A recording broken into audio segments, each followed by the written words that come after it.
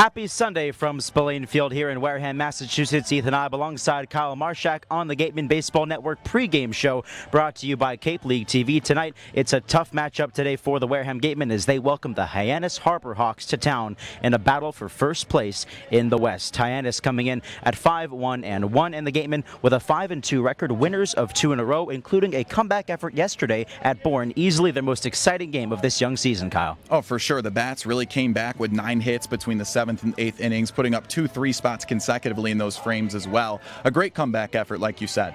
Yes, indeed. And for Hyannis, this is easily going to be their toughest test. First in the league in batting average, pitching ERA, slugging percentage. This team is the real deal and will be the toughest test for the Gatemen to this point. They're going to throw Braden Sloan out there looking for his second start of the season. Hopefully a good one today, Kyle. Yeah, Sloan has been great. A lot of scoreless frames out of him, 7 strikeouts in his first start of the year. And on top of that, a guy who really knows how to control the pace of a game. And he'll need that against probably the best offense in the league in the Harbor Hawks. Yes, indeed. And yesterday, the story was Jacob Jarrell, the catcher out of Clemson, making his Cape League debut with a home run. Also a batter thrown out on the base paths. He put up 3 RBI in the win at Bourne. The Gatemen added on another catcher to the roster just a couple of days ago in West Virginia's Sam White. And Madison Walker is on standby with Sam. Thanks, guys. I'm Madison Walker. I'm here with Sam White out of West Virginia. So, Sam, you just got here. What are you most looking forward to accomplishing while you're here in the Cape? Honestly, I'm kind of just looking forward to the awesome competition that we have in the Cape. I'm really just looking forward to getting reps off of top-end pitchers and being able to play with a bunch of really good baseball players. So, speaking of playing with good baseball players, you had yourself a great year at West Virginia. What mentality are you kind of bringing from there into Wareham? Thank you. Just bringing my confidence. I think when you're in this league, it's hard to kind of bring your confidence from the college year because it's kind of all the best players from every team. So I'm just looking to bring aggressiveness, confidence to the plate, in the field, all that. So I've heard you're more of a utility player. Are you hoping to get behind the plate or kind of stay in the field a little bit more this season? Honestly, I'm up for whatever the coaches have for me. I mean, if I play 20 innings at third base, 20 innings at left field, and 20 innings behind the plate, that's perfect for me, just in the lineup every day. That sounds great. And then tell me, what is your go-to order from Tim Hortons? Iced coffee and a sausage farmer's wrap. What kind of iced coffee? Just the regular iced coffee, nothing in it. No cream, no sugar? I think it might come with a certain amount of cream and sugar, but I've never had it before. Is it good? Better than Dunkin', Starbucks, anything like that? it's better than both, absolutely. Go to Tim Hortons in the north. Wow, you heard it here first. Tim Hortons from Sam White. Okay, thank you so much.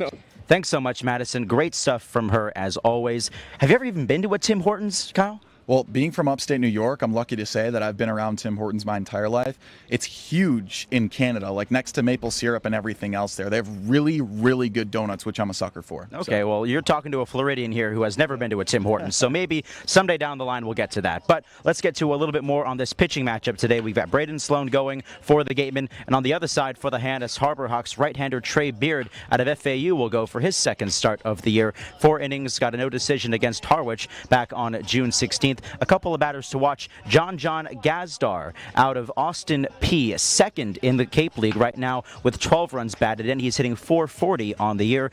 Who's someone you want to spotlight today on the Gatemen, Kyle? For me, after yesterday's performance, going 2 for 5 and heating up in the back end of the game, it's got to be Arizona's Brendan Summerhill. Started with a couple of strikeouts, but this is an on-base machine. He gets on more than 40% of the time. So he said, all right, let me drop a bunt single and reach. Then he stroked a single to right center for an RBI the following inning, a part of both those 3 spots yesterday. Yeah, and the Gatemen certainly have enjoyed having him as a spark plug at the top of the order. Did have that game-winning RBI yesterday at Bourne. So we've got you set for this terrific matchup today between Wareham and Hyannis, a battle for first place here in the West, 6 o'clock here at Spillane Field on the Gatemen Baseball Network, powered by Cape League TV. Ethan Eibe and Kyle Marchak on the call. Happy Sunday from Spillane Field here in Wareham, Massachusetts. Ethan Eibe alongside Kyle Marchak on the Gatemen Baseball Network pregame show.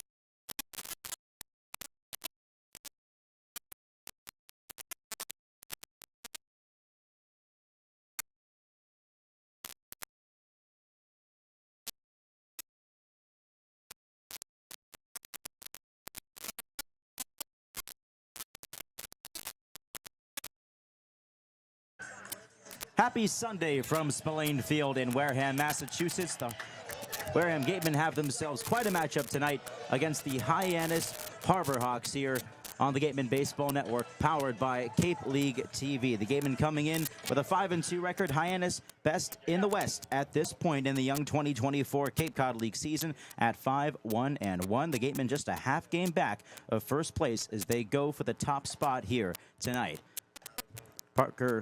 Braden Sloan will be on the mound for the Gatemen today out of TCU. Ethan Eibe here alongside Kyle Marchak. This is, Kyle, definitely the toughest test Wareham has faced to this point in the season. Yeah, it's a battle for the best in the West, right? So there's a lot in the line. And, of course, if it's a battle of two of the best teams in their respective decisions and really two of the best teams in the league right now, it's going to be a battle of two of one of the best offenses. For sure on the side of Hyannis, right? Best average in the league, best OPS by a large distance. Just a super hot start offensively for him, not to mention the best ERA in the league right now, an all-around team. Yeah, Hyannis is doing everything right to start this young season. Meanwhile, the Gatemen are pretty much the upstarts of this Western Division. Not many had them pegged at this high record to start the season, as Braden Sloan takes the hill for the Wareham Gatemen, his second start of the young season. June 17th against Cotuit, 5 innings in his first start with Wareham, 2 hits of shutout baseball. He struck out 7 and got the win. Here's the lineup for Mitch Carricker's Hyannis Harbor Hawks. It's Parker Brocious in left field out of Georgia Tech leading off. The 2-hole hitter Nick Groves, a center fielder out of Niagara. John Gazdar, one of the top returners for Hyannis out of Austin P, DHing hitting third. Duke in the cleanup spot, it's Duke's Wallace Clark playing shortstop. TCU's Anthony Silva in the 5-hole at third base. The big Zach York at first base hitting 6th out of Grand Canyon. Auburn's Eric Snow hitting 7th at second base. Rice University's Manny Garza, the catcher, hitting 8th with Kane Kepley in right field, batting 9th out of Liberty. Gatemen come in winners of 2 in a row, looking to make it 3 for the second time this season. Of course, they lost their home opener to Chatham before rattling off 3 wins in a row. Their second loss was against Brewster on the road, another run rule fashion, but they seem to have been able to bounce back from both of those losses here to string together some wins. Yeah, it's weird. When they lose hard, but they come back the next day like the same team they've been in all 5 of their wins. That's why they come in with a -8 run differential, Wareham, as Parker Brocious steps in to begin this ball game. Braden Sloan rocking and rolling and misses down low for ball 1 to start this ball game. First pitch just a minute past 6 o'clock here in Wareham. Yeah, Sloan, a guy that when he has good command of his fastball, lives on the inside part of the plate. Really a part of that pitching philosophy for this team. Sits 89 to 90, pounds the zone. Took a bit off there, gets the called strike, 1-1. And just tossing it for a K. Get things rolling for him. Get a rhythm now. Brocious hitting .273 entering play, 6 hits and 22 trips to the plate. The 1-1 dips inside.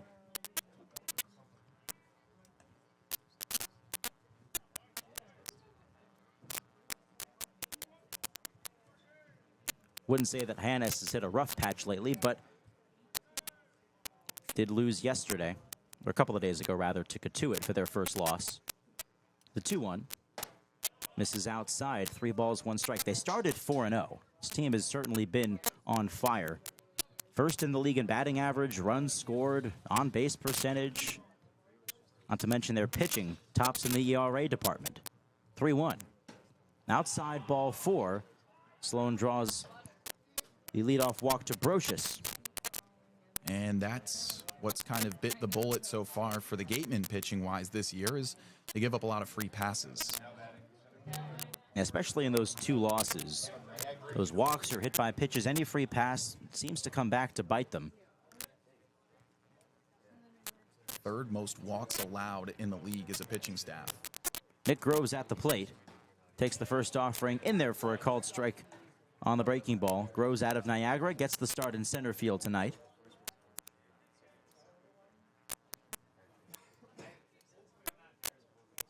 Sloan, the lefty, ready.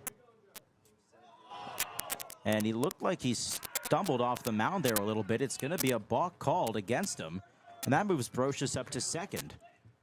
Now Sloan's digging at that mound. Maybe his spike got caught. I haven't seen Sloan do that before, that's for sure. Now, this field got like practically remodeled between the mound and home plate today because of all the rain we've seen in the past 48 hours. Oh, yes, especially a couple of days ago. Game called in the middle of the 6th inning against YD. Curveball outside, 1-1 to Groves. Skies just opened up and resulted in a Gateman victory, 5-3 against YD. But today we saw most of the coaching staff helping out, getting this field playable and ready for tonight. Outside 2-1, we saw Cody Doyle, Charles Gravitt, Eric Luxus all pouring dirt and pounding it in and getting ready to go. Whole lot of quick dry. Oh, yeah. Runner on second with nobody out, rather. 2-1 from Sloan. At the knees, there's a strike 2 called.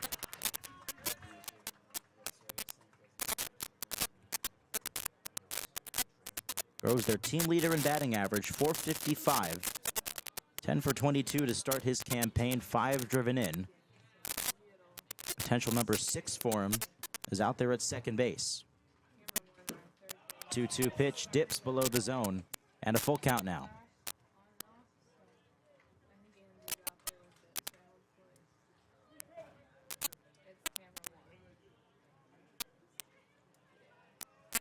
Sloan looking not to walk the second batter in a row here. As the full count, pitch misses inside, ball 4. And that's what he's done. First 2 runners have reached on the free pass. And that'll bring up John Gazdar out of Austin P. Not the guy you want up in this situation if you're Wareham, but if you're Hyannis, this is the guy. Yeah, it does not get any easier with one of the hottest bats in the entire league stepping up right now, a guy that leads this squad in slugging. Second in the Cape in RBI with 12. As Sloan again, too far inside, 1 ball, no strikes.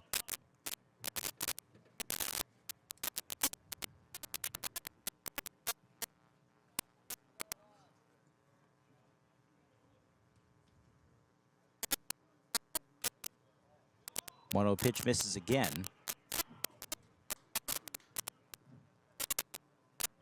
Gazdar hit .361 for Hyannis last year, one of only 3 returners. And time called. Eric Luxus, the Gatemen pitching coach, making his way out to the mound here to talk things over with Sloan, who has not been off to a good start here. Tell you what, though, Eric Luxus has got a good track record of mound meetings that usually end up being good. Maybe it's consistent to, any coach. Sometimes a kid just needs a talking to, reset, find that zone, find that rhythm. But Luxus, so far, every mound meeting he gets, they seem to find the zone after that. So we'll see if Sloan can kind of reset that rhythm here. A guy who was really consistent on the corners his first outing. Yes, he was. Had very good command of the zone. Fortunately, that hasn't been the case through 2 batters. There's a certain level of trust that's been built up within this Gateman pitching staff and Luxus that runs through the entire coaching staff, I should say, with second-year manager Ryan Smythe. Hyannis kind of in a similar spot with a first-year manager and Mitch Caracas, or Carricker, rather. Runners on first and second, nobody out. 2-0 to Gazdar is fouled away.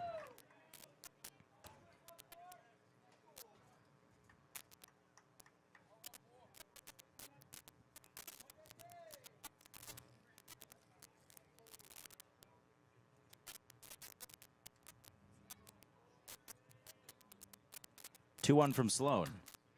Fouled back. Got a little piece of it off the end of the bat. There we go, just trusting his stuff.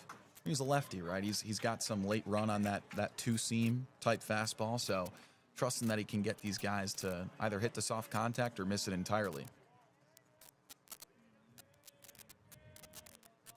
2-2. Swing and a miss on the changeup. Sloan took a little bit off that one and left it out over the plate. And Gazdar cut right through it. Oh, that was perfect. After starting 2-0 on the count, just finding a rhythm with a couple of fastballs down the middle and then just completely pulled the string and the tempo on that changeup. As Wallace Clark steps in, we'll give you the defense for the Wareham Gatemen. Jace Reinhardt in left field, Brendan Summerhill in center, and Colby Turner in right. The infield third to first. It is Murph Gray, Bobby Bozer, Yohan Desero, and Eli Putnam with Jacob Jarrell behind the plate. for Sloan, as there's a called strike, 0-1 to Clark. Gerald, second straight start, too.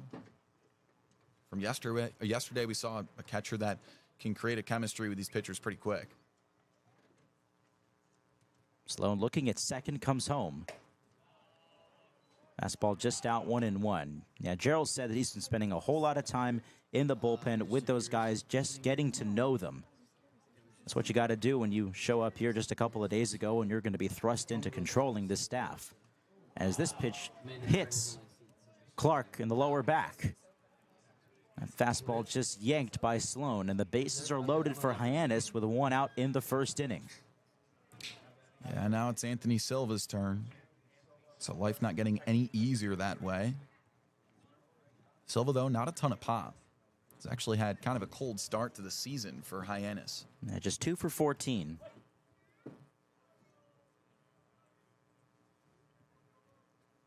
Good chance here to put the Harbor Hawks ahead early.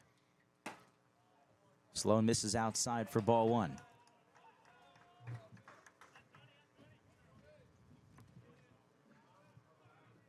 Overcast skies here in Wareham.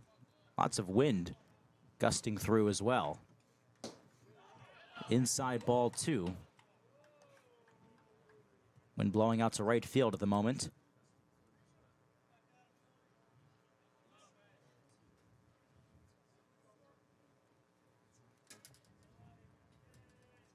Two-0 offering.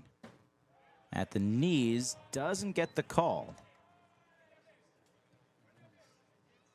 And painted that fastball, but couldn't get it over, I guess. Looked like he put it on the black on the inside edge. Jacob Ashworth, the home plate umpire today. 3-man crew. As the 3-0 is poured in for a strike from Sloan. Matthew Cain's at first base. Marvick Gomez, the umpire, at third. Brocious at third, Groves at second, Clark at first for Hyannis. The 3-1. Inside, ball 4.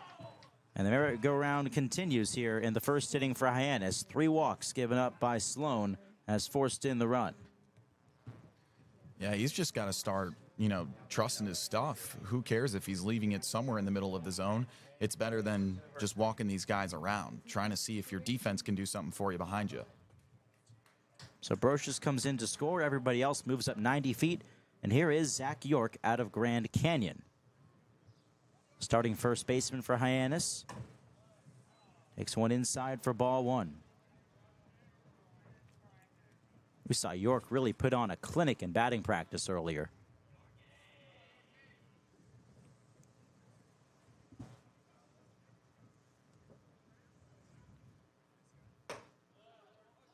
York takes a strike, 1-1.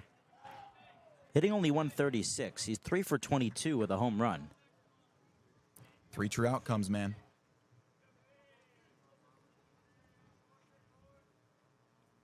One. Outside for ball 2.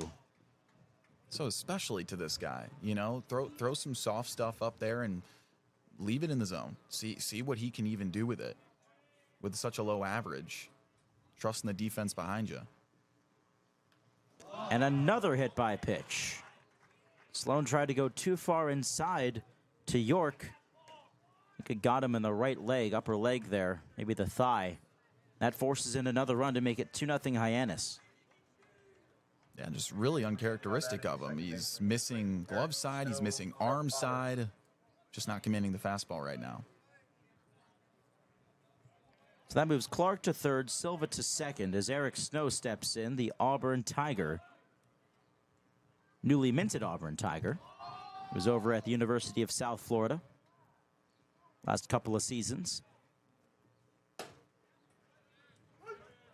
Fastball over the plate for a called strike 1.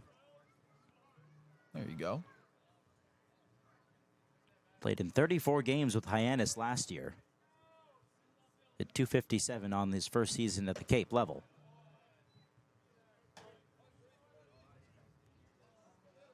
One ball, one strike the count.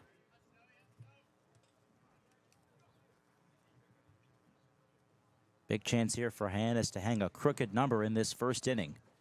Only one away. Snow bangs it foul the opposite way. I mean, it just must be a command issue right now, because anything he is leaving in the zone is getting fouled off. No strong contact yet, knock on wood. Infield playing back. All three base runners take their leads. 1-2 to Snow, lofted in the air down the right field line. Putnam gives it a courtesy look as it sails out of play.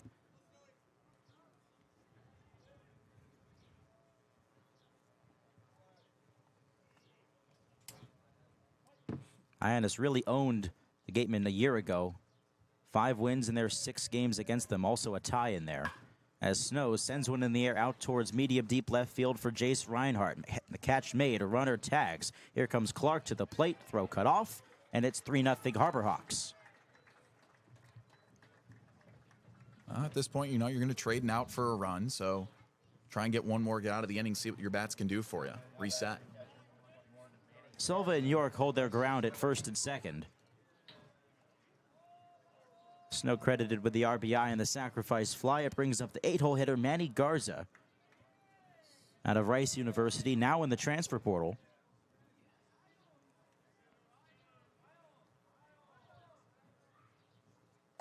First pitch zoops out, 1-0.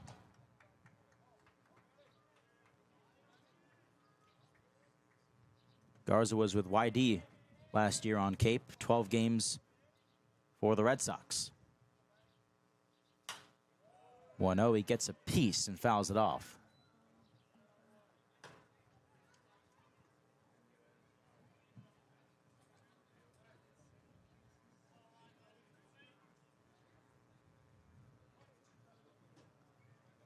Braden Sloan trying to work through this rocky first inning.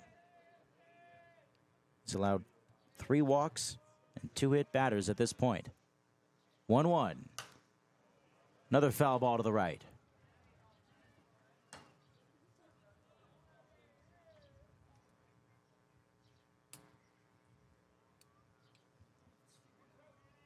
One strike away from getting out of it. First and second with 2 down.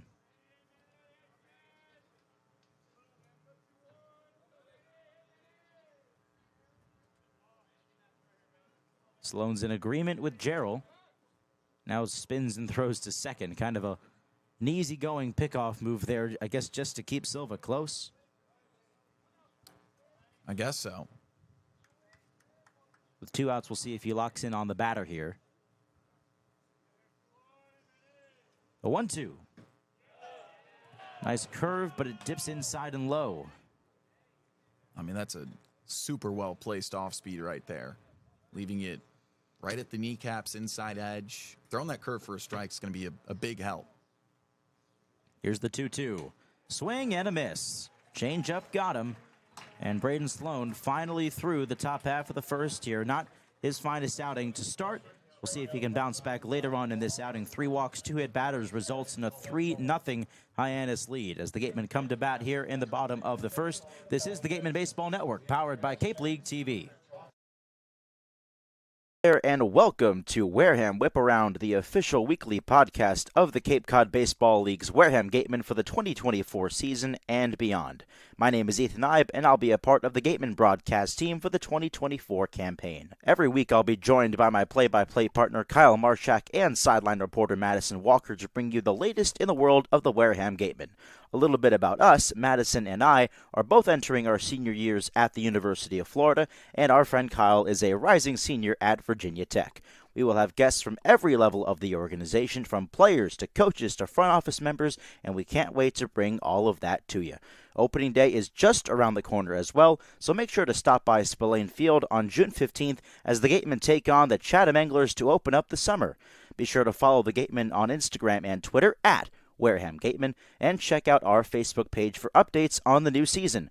One more thing before I go, if you want to watch Gatemen games this season, please check out CapeLeagueTV.com for free live streams of all 40 regular season games. Once again, that's CapeLeagueTV.com. We look forward to bringing you this podcast every week and can't wait to go on this journey with all of you. Thanks for listening, and we'll be back here real soon. This is the Back here on the Gatemen Baseball Network, powered by Cape League TV. Ethan Eibe, Kyle Marchak with you as the Wareham Gatemen get their first hacks in here against the Hyannis Harbor Hawks, a battle for first place in the Cape League West Division. Here's how Ryan Smythe lines them up. It's Brendan Summerhill leading it off out of Arizona in center field. Bobby Bozer, the shortstop, out of South Florida, second. Murph Gray out of Fresno State at third base and hitting third. Jace Reinhardt, the newest West Virginia Mountaineer, in left field, hitting fourth. It's Nate Early in the 5-hole out of Louisville, DHing today. Jacob Jarrell playing his second game catching out of Clemson, hitting sixth. Yohan Desro, the 7-hole hitter out of Stetson, he's at second base.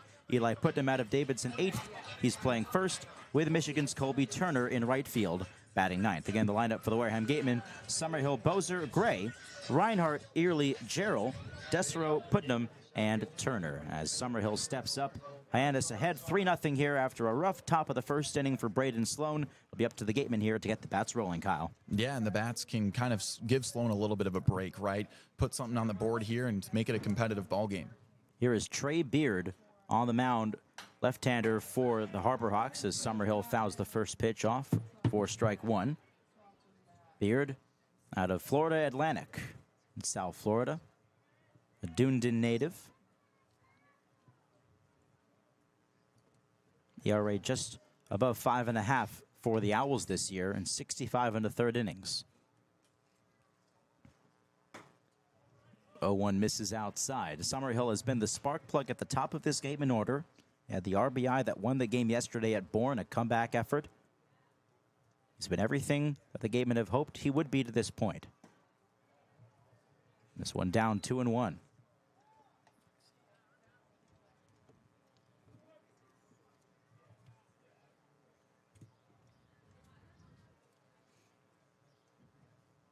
Lefty deals, and Summerhill smashes one down the right field line. It'll go for extra bases. It rolls to the corner. Summerhill going for two, and he will stop there. A leadoff two-bagger for the Arizona center fielder. He's been swinging the hot bat, on-base machine yesterday, wasn't seeing the ball well, bunted to get on base, and then smoked a single after that. A very, very cognizant hitter. He knows what pitch he's looking for, which way he wants to get on base, and he clearly saw what he wanted there. Now Beard will face Bobby Bozer, who is starting to heat up a little bit himself.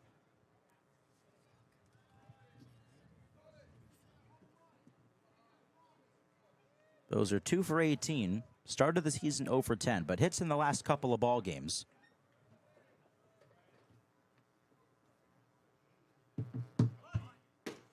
First pitch just below the knees for ball one.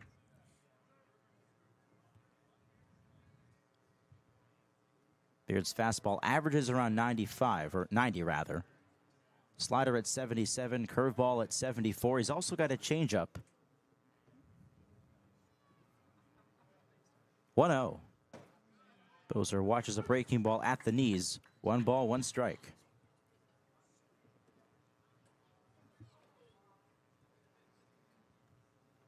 Hyannis scored their 3 runs thanks to 3 walks and 2 hit by pitches. Not a single hit in that first inning for the Hawks. Bozer ropes this one, base hit left field. Summerhill to third. Mobbs will hold him there. Bozer rounds first as he returns to the bag. A couple of hits to begin this bottom of the first inning for Wareham, and they are in business now. Bozer doing what he's done, including last season, too. Started a little cold and then started really swinging the hot bat. And, well, that's his 3rd hit in the past couple of days. Mike Mobbs opting to hold Summerhill at third base, and that's probably the right decision. Parker Brocious would have come up firing as Murph Gray steps in. A guy who always seems to be at the right place at the right time when the Gatemen need a crucial hit. In the dirt for ball one. Andy Garza's the catcher today for Hyannis. The rest of the defense sees Parker Brocious in left, Nick Groves in center, Kane Kepley in right. In the infield, third to first, Anthony Silva, Wallace Clark, Eric Snow, and Zach York. Bozer at first, Summerhill at third.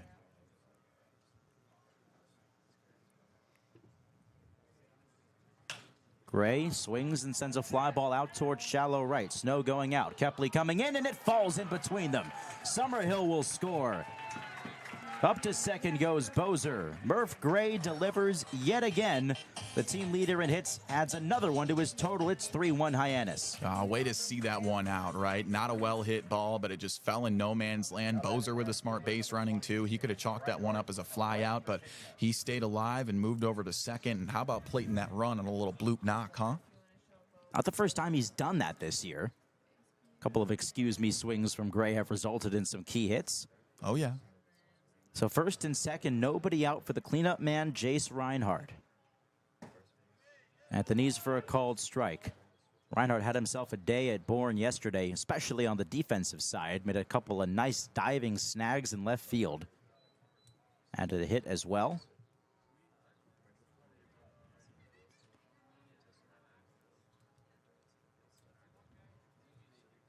Beard deals, and a wave and a miss. Took a lot off that one. Yeah, Beard clearly a guy who likes to play with the tempo and the velocity a little bit, and not a super hard thrower either. Reinhardt with a chance to keep this rally going for Wareham early on. Beard delivers up and inside. Reinhardt 7 for 23, hitting just above 300 early on.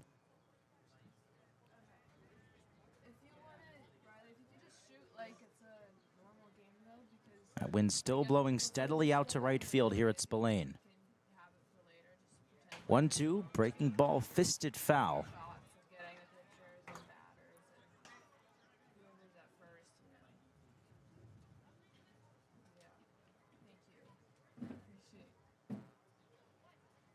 Three consecutive hits to open up this first inning for Wareham.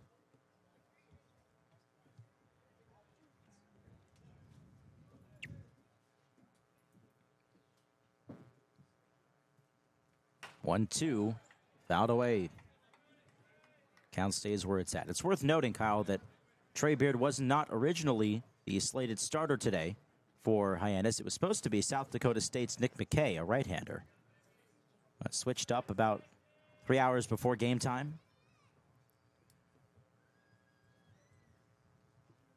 Gray at first, Bozer at second. 1-2 to Reinhardt. There's the curveball, and it misses low and in. Yeah, and that changes things up a little bit for this offense that clearly has been pretty malleable. But these guys are meeting up with the TrackMan guy, looking over tape, pregame, getting looks. Some of them may have seen these arms before, so they're mentally preparing for who they thought was the starter. 2-2, swings and misses. Reinhardt, the first strikeout of the evening. One gone for Nate Early.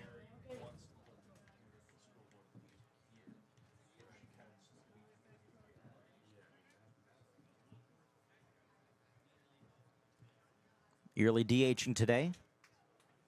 Haven't seen him in a couple of games. It's been mostly Eli Putnam over at first base and a rotation of DHs.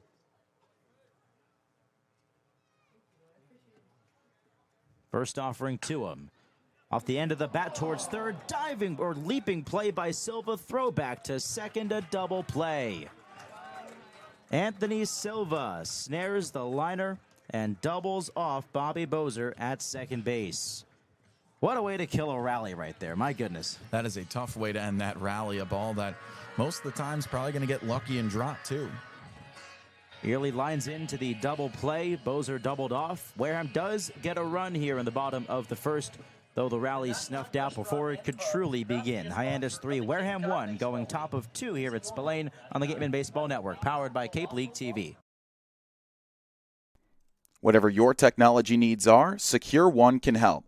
Learn more at securone.com. SecureWON.com. The Wareham-based AD Makepeace Company, founded in 1854, is North America's largest cranberry grower, the largest private property owner in eastern Massachusetts, and a recognized leader in environmentally responsible real estate development and stewardship. For 170 years, AD Makepeace Company has supported community events and organizations like your Wareham Gatemen. Visit admakepeace.com to learn more. Attention baseball fans, are you ready to hit a financial home run? PCT Federal Credit Union is here tonight to make your dreams of home ownership and driving off in that new car a reality. Their unbeatable low rates on mortgage and auto loans are a win for everybody.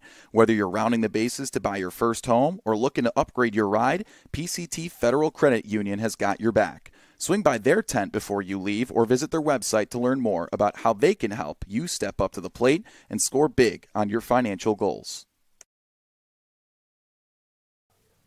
The AD Makepeace Company also owns and operates Reed Custom Soils, the area's leading manufacturer of custom soils, including CU Structural Soil and Rooflight Certified Green Roof Media.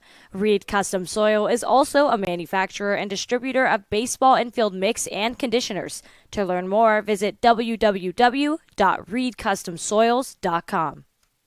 This time to my left.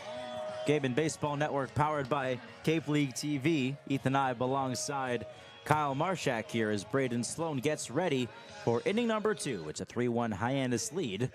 You're looking for a bit of a cleaner outing here in this frame. 3 walks and 2 hit batters his first inning. Look to clean it up here.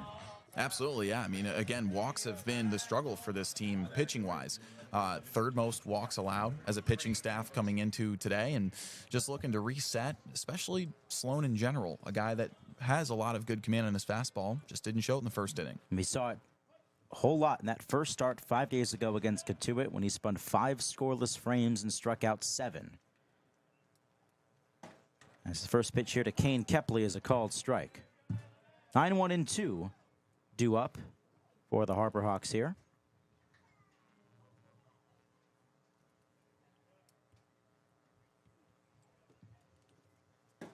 Second offering misses outside, 1-1.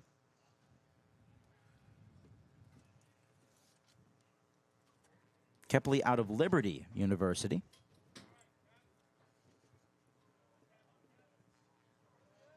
Sloan deals. Kepley pops it up. That'll head foul behind us. Another example of it again there. You know, throwing something on the outside part of the plate, but still well in the zone, right? And soft contact. He hasn't given up a hit. Yeah, it was just about cleaning that up. 1-2. Kepley lofts one out towards right field. Going after it, Colby Turner in the gap. He closes it and runs it down. Got to trust that defense. So it's back to the top of the order for Hyannis as Parker Brocious climbs in. Georgia Tech left fielder. It was one of those 3 walks in the first inning for Sloan.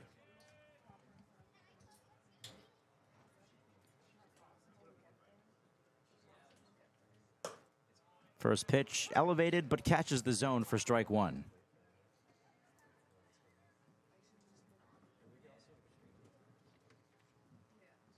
Brocious out of Swanee, Georgia. Ball down low, 1-1. Spent last summer in the Northwoods League. He was with Traverse City. Out there in Michigan. 1-1, a chopper to the left side. Gray cuts it off, throws on the run, got him. Nice play there from Murph Gray. Results in out number 2. Murph, so clean over at third. And terrific instincts as well. You know, that's a tough play. You've got Bozer crashing in. You know, he's a guy who loves to get any ball that he can, but Gray did well to cut him off there and take it himself. Yeah, right play. He had the momentum going towards the base, too. So 2 gone, and the base is empty for Nick Groves out of Niagara. Walked and scored in the first as well. And Sloan misses out for ball 1.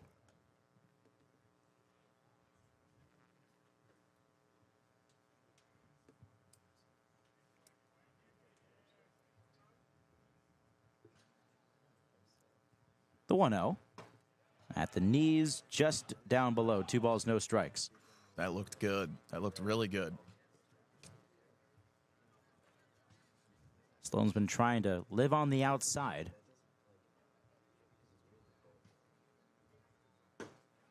That one's in there. 2-1.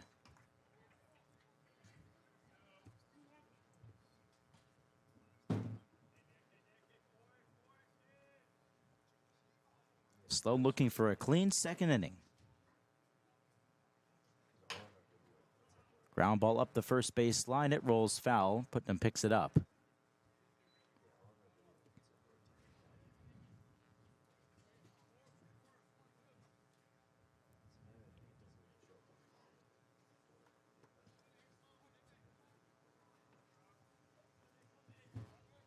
Sloan one strike away from a 1-2-3 frame.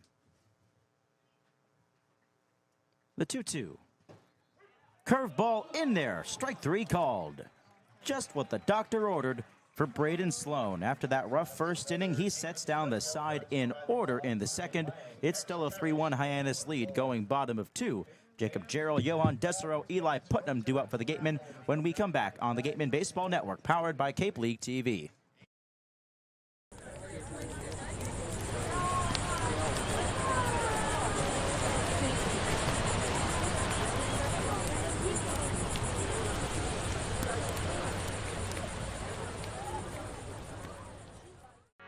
Here at the Mass State Lottery, we're known for our monster wins.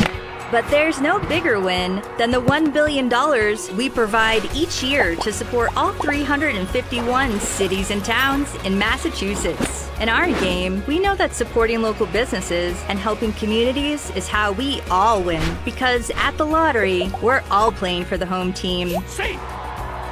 The Mass State Lottery. Welcome to the state of winning.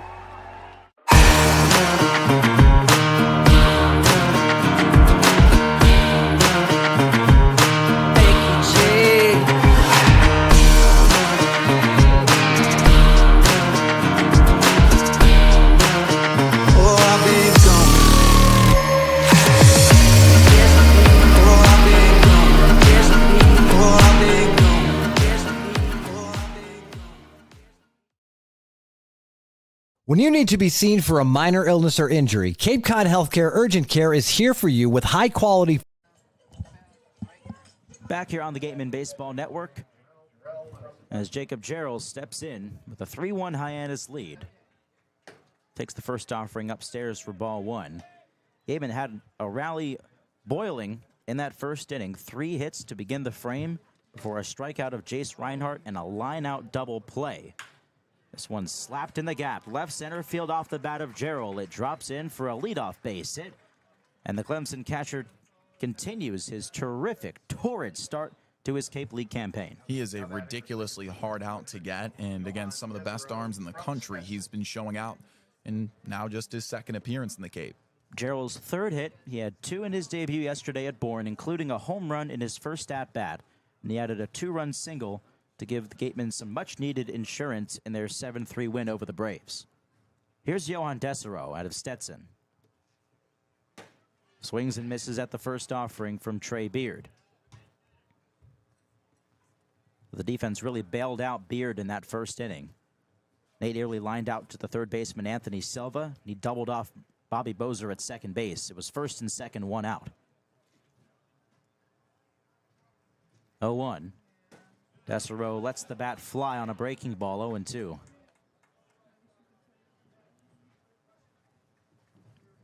Desero's been one of those hot hitters as of late. 2 extra base hits in his last 3 games.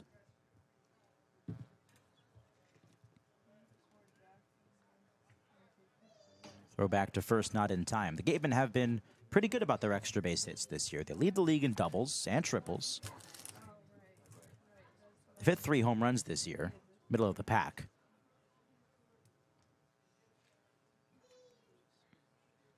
Oh, 2.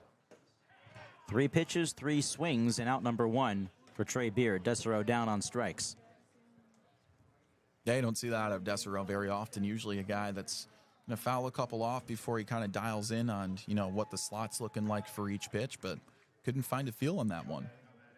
Davidson's Eli Putnam coming up next. Speak of the extra base hit, he's got the team lead in doubles with 3. Runner at first and 1 away. That's Jacob Gerald down there.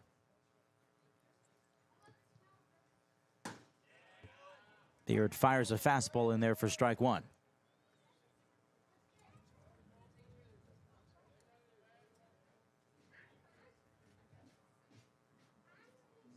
Putnam 6 for 18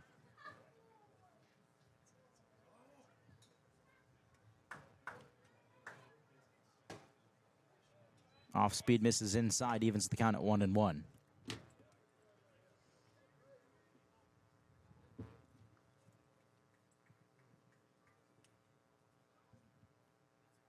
Putnam, the reigning Atlantic 10 home run champ. Bangs one down the third base side and foul on a line just a couple of feet. Just missed that. He's dialing in the timing now. Obviously out ahead on that off speed there. Kill time a little bit more with the legs. He can barrel that thing up and drive it well to that left center field gap. So Putnam steps back in with a 1-2 count. Beard delivers.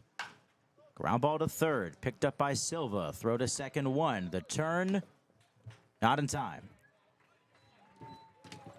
So Hyannis does cut down the lead runner, Gerald. Now Putnam at first with 2 gone for Colby Turner.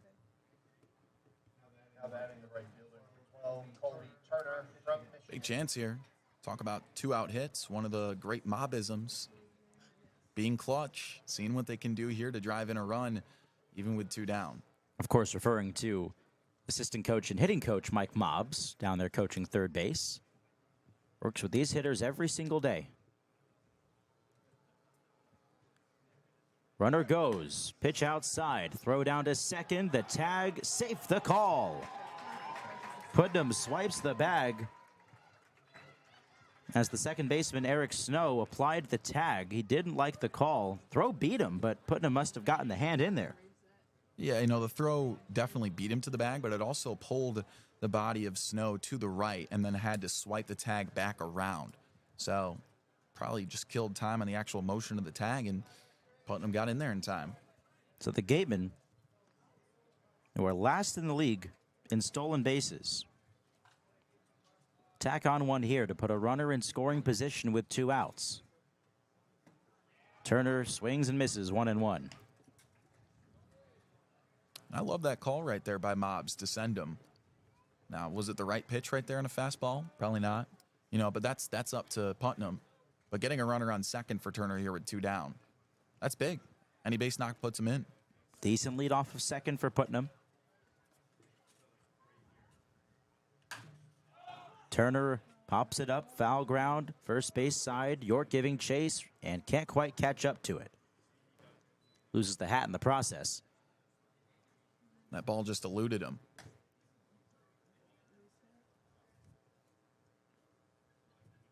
Ball and 2 strikes on Michigan's Colby Turner. Now that wind is whipping out to left field. Doesn't want to pick a direction and stick with it. The wind's been crazy. The weather has been crazy. It has been. The last 3 days here have been a whole lot of rain, a whole lot of wind, not a whole lot of sunshine. A very overcast sky here at Spillane on this Sunday evening. 1-2. Ground ball foul down the right side. We'll do it again. Doyle doesn't even flinch. Cody's a strong man down there at first base.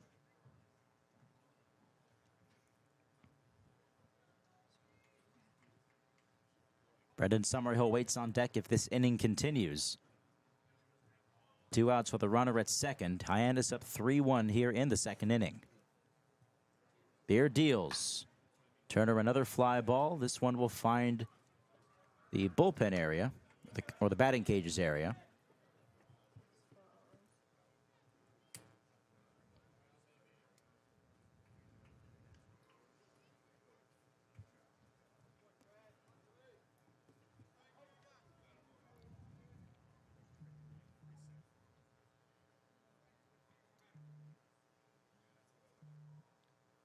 One-two from Beard. Swing and a miss. Off speed got Turner. And that will conclude matters here in the bottom of the second inning. Eli Putnam left stranded out there on second base. Score remains Hyannis 3, Wareham 1 as we go to the top of the third from Spillane Field here on the Gatemen Baseball Network, powered by Cape League TV.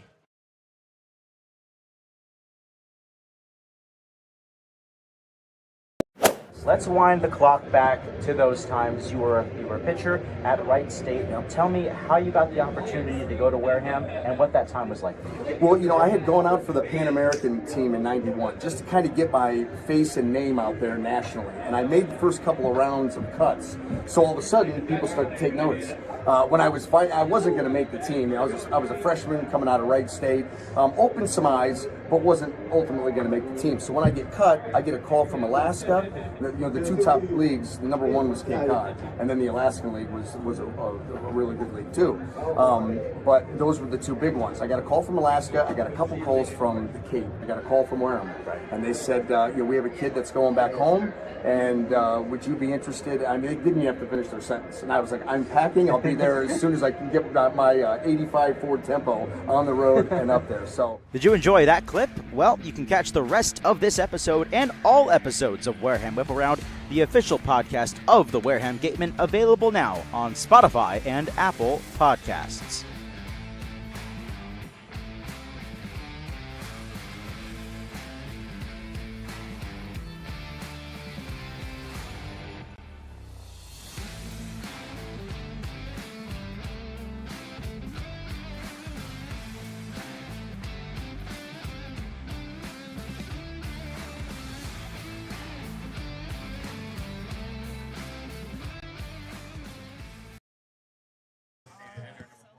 Back here at Spillane, it's a 3-1 Hyannis lead as Braden Sloan goes back to work here in the top of the third inning.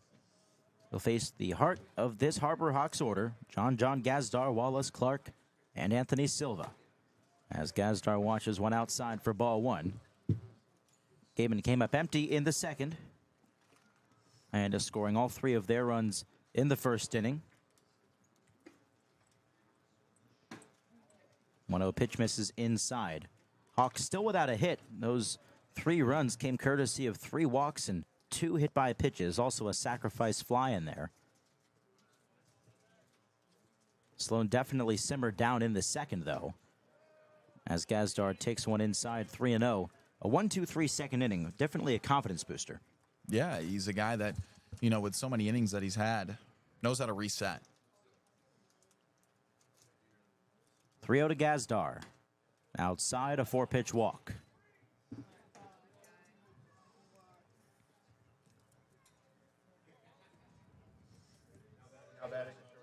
So 4th walk of the game for Sloan brings up Duke's Wallace Clark.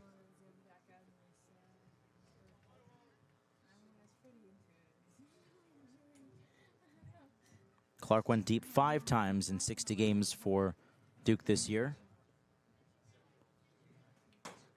Checks his swing, but it's a called strike, 0-1. Knocked in 42 runs for the Blue Devils.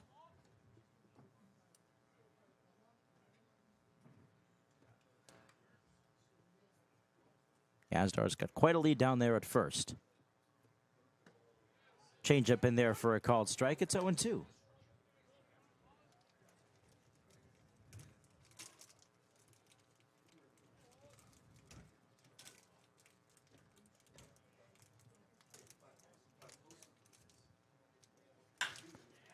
This one powered in the air, deep out towards center field. Backing up on it, Summerhill. It's over his head and off the wall. Over to third goes Gazdar. He will get the wave around. Here comes the relay throw to the plate. It's offline, and Gazdar scores standing up.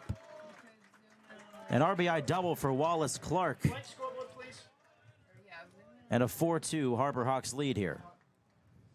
Yeah, first ball that we've seen hit just right on the nail today. And probably one of the farther balls we've seen hit at this ballpark all year, really.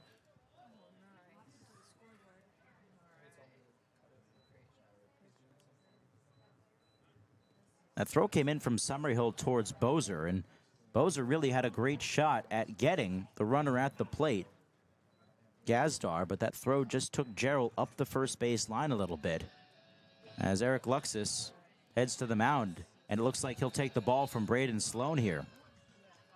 So a relatively short outing for the TCU left-hander comes to an end here in the third inning through 2 batters. Walk and a double extends the Hyannis lead to 4-1. We'll get you the new pitcher for the Wareham Gatemen on the other side of this break here on the Gatemen Baseball Network, powered by Cape League TV. For a good piece of glass, call Abby. Located at 3 Tyler Avenue in East Wareham, call Abby Glass and Locks about getting a free quote for your windows, doors, locks, and other glass needs. Mastria Auto Group. Whether you need sales, parts, or service, call Mastria Auto Group for all your Kia, Cadillac, Mazda, VW, Subaru, and Nissan needs. Mastria delivers. www.mastria.com. Legacy Insurance has been servicing Wareham and the surrounding area since 1980. Call Legacy Insurance for all your insurance needs at 508-295-1315. Legacy Insurance, your hometown agency. Looking to buy or sell real estate in the South Shore, South Coast, or Cape Cod area? Joanne Stevenson has been selling Massachusetts since 2000. Specializing in residential real estate, she is a part of the #1 Berkshire Hathaway Robert Paul team.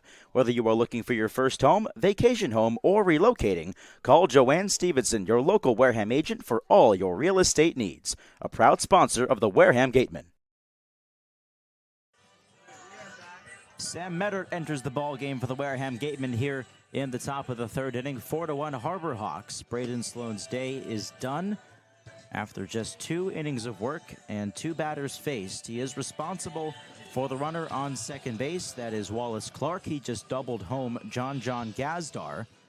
And Sam Meddert will look to give Ryan Smythe some valuable innings out of a bullpen that has been largely solid so far this year for the Gatemen. Well, they looked really good yesterday, 6 scoreless innings combined. And yeah, Meddert is a guy that fits that mold too. He's a guy who eats up a lot of innings as a long relief guy out of St. John's. Picked up 2 wins with him last year in his junior season, 26 innings pitched, a 5.19 ERA. And so far this year, a pretty similar look in his very small sample size. Yesterday, the bullpen put on an absolute masterclass. They got a short start from Cole Lehman out of Lehigh and took it the rest of the way. Only allowed 1 hit over those 6 innings. It's Gavin Black, Jacob Faulkner, and Jake Faraday that got it done yesterday at Bourne. This is Meddert's second appearance. Back in the 4th game of the season against Orleans. Pitched an inning and 2/3. 1 run allowed on 3 strikeouts. Anthony Silva, the 5-hole hitter out of TCU, steps up to the plate for Hyannis with a runner on second and nobody out. Meddert misses outside with the first offering.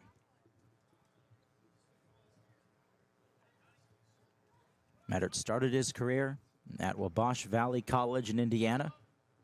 Ended up at St. John's this past spring. 5.19 ERA. The pitch. Smashed in the air out towards deep right center field. Turner giving chase. He's at the wall. He crashes into the wall, and he makes a terrific catch. Runner tags and heads to third. But how about Colby Turner, who might be in a little bit of pain out there, gave his body up to make a terrific catch. Man, this outfield, they've got their pitchers back. We've seen that yesterday, and now Turner, the star of the show, and the most impressive catch I've seen all year. Talk about sacrificing your body for a play. Looked for the wall, turned back, tracked the ball down, and knew he was going to take a hit when he got it, and he did. Crashed into the chain link fence. Gave up that right arm, shoulder to lean up in there and make the play. A terrific out number 1. The runner did tag as Wallace Clark ends up at third base, but hang a star on that one as the infield draws in for Zach York. Pitch outside, ball 1. York was hit by a pitch his first time up. It drove in a run.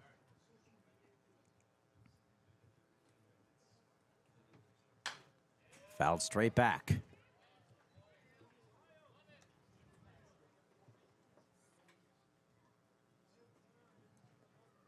York checks in at 6'2", 275. Out of Grand Canyon University. Slugged 11 homers this year. As Meddert misses down and in.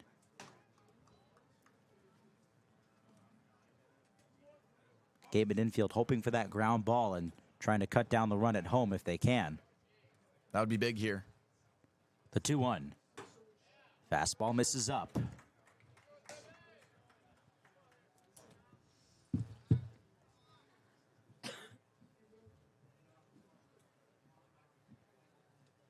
Eric Snow waits on deck for the Harbor Hawks. 3-1 pitch. And York chops it foul right side.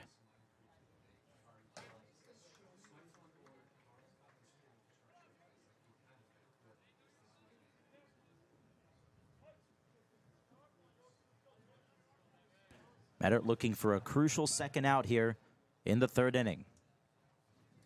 Payoff. And it's just inside, ball 4. Wow, that looked like a perfect pitch right there. Did look good, but York opted to take it, showed off his good eye skills, and now it's first and third for the Harbor Hawks here with one away. Eric Snow coming up.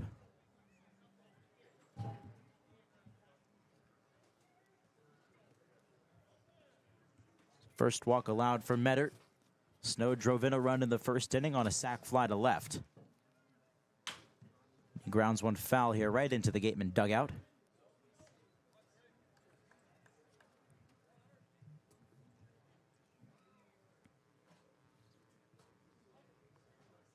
Eric Snow out of USF.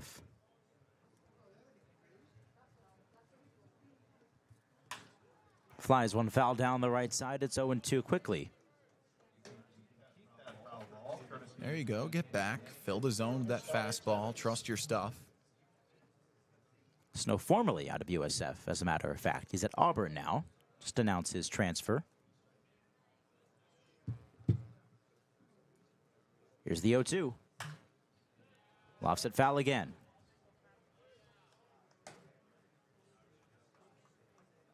You see that green helmet? That is a Bull helmet. Having Bobby Bozer, now former teammates. Bozer's in the portal as well, so looking for a new home. 0-2. This is outside. Be cool if he ended up at Auburn, huh? Or get drafted. He is, as a matter of fact, very possible.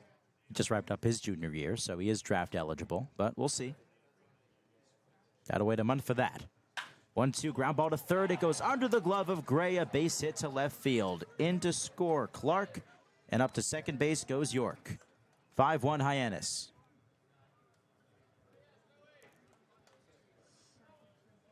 Second ribby of the night for Eric Snow.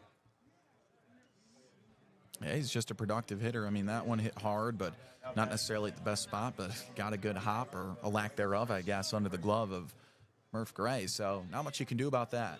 I think Gray might have been expecting more of a hop, but that ball hugged the ground and eventually the stone dust as it went underneath.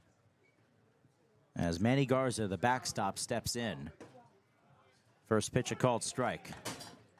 Sam Meddert looking to pick up the pieces here in the second inning. These two runners on belong to him. The runner that scored on the base hit from Clark. Charge to Sloan as Meddert stumbles off the mound here. We saw Sloan get his spike caught, and now Meddert here. I'd be very curious to see what that mound really feels like, what the issue is, if it's the slope, if it's the material. 1-1. Ground ball right side. That's going to sneak through into right field, a base hit. York will be held at third. The runners go station to station. Turner gets the ball back in, and the bases are loaded now for Hyannis. All right, they got to find a way to get it out here. And those are two ground balls.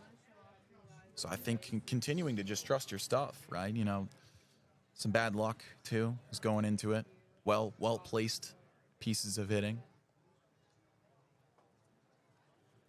Desero tried his best, but just couldn't get back over there. He was playing more up the middle. And ball one down low to Kane Kepley. Kepley in the 9 spot, a good contact hitter. Ideal for these situations if you're Hyannis. Bases loaded, one away. Hawks looking to extend their already 4-run lead. As Kepley pops it up, back behind home, Gerald removes the mask, heading over towards the fence, and he can't corral it. Went into a slide right on the track on the backstop and just couldn't get to it. That thing kind of evading him. One of the toughest plays in baseball, especially with a righty. You know, he had the right instinct. He opens his mask up and looks to his left. That's where most foul balls are going to go if you're a lefty, pardon me, at the dish. That thing just kind of corkscrewed away from him. A ball and a strike to Kepley.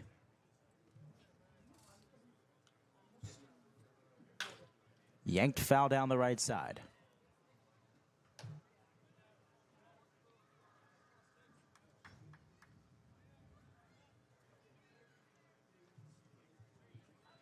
Garza at first, Snow at second, York at third.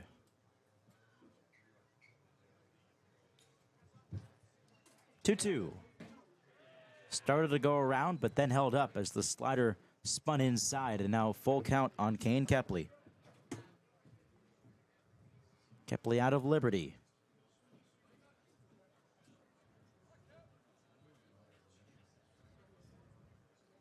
Payoff pitch. That's up high. That should be ball 4. Maybe the scoreboard's incorrect. It's possible. Well, looks to be 3-2 now. Scoreboard at Spillane had it 3-2 prior to that pitch, but now a full count.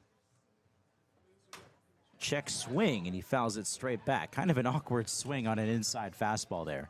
Yeah, not a normal at-bat out of Kepley. He lost his footing on the pitch before that, and now this time just kind of going around on a pitch way up.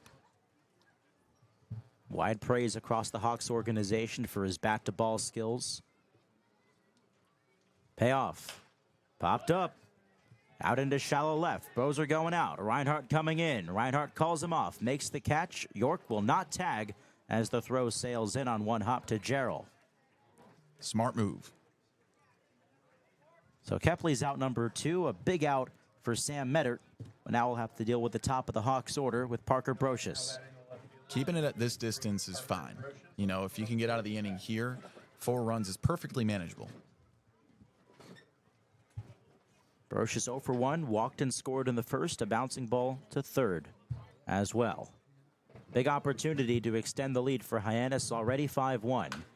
Round ball, third base. Gray's got it, steps on the bag, and that will do it for the top of the third inning. A nice convenient way to end it, and the Hawks leave the bases loaded here in the third inning. Colby Turner will be first up to bat when we get back here in the bottom of the third. Summerhill and Bozer to follow, and in a 5-1 Hyannis lead here on the Gatemen Baseball Network, powered by Cape League TV. And welcome to Wareham Whip Around, the official weekly podcast of the Cape Cod Baseball League's Wareham Gatemen for the 2024 season and beyond. My name is Ethan Eibe, and I'll be a part of the Gatemen broadcast team for the 2024 campaign. Every week I'll be joined by my play-by-play partner Kyle Marchak and sideline reporter Madison Walker to bring you the latest in the world of the Wareham Gatemen. A little bit about us. Madison and I are both entering our senior years at the University of Florida, and our friend Kyle is a rising senior at Virginia Tech. We will have guests from every level of the organization, from players to coaches to front office members, and we can't wait to bring all of that to you. Opening day is just around the corner as well, so make sure to stop by Spillane Field on June 15th as the Gatemen take on the Chatham Anglers to open up the summer. Be sure to follow the Gatemen on Instagram and Twitter at Wareham Gatemen, and check out our Facebook page for updates on the new season. One more thing before I go, if you want to watch Gatemen games this season, please check out CapeLeagueTV.com for free live streams of all 40 regular season games. Once again, that's CapeLeagueTV.com. We look forward to bringing you this podcast every week and can't wait to go on this journey with all of you. Thanks for listening, and we'll be back here real soon. This is the... To the bottom of the third we go from Spillane Field in Wareham, a matchup that will determine the early leader for first place in the Cape League West Division. 5-1 Hyannis the score here as we go bottom of 3. Ethan Eibe, Kyle Marchak on the Gatemen Baseball Network, powered by Cape League TV. Madison Walker, our sideline reporter. Our producers are Joe Henry and Allison DeWitt. Colby Turner will be up first here, 9-1-2. Due up for the Gatemen, Brendan Summerhill and Bobby Bozer to follow. Actually, it is Summerhill coming up first, my mistake. So back to the top of the order. First pitch to Summerhill is inside, ball 1. Time to string them together. Saw it yesterday. Couple of innings where, after getting a bunch of looks, just started seeing the ball way better. Summerhill doubled in his first trip to the plate. Yeah, she'll stand in front of that screen or the back. 2-0.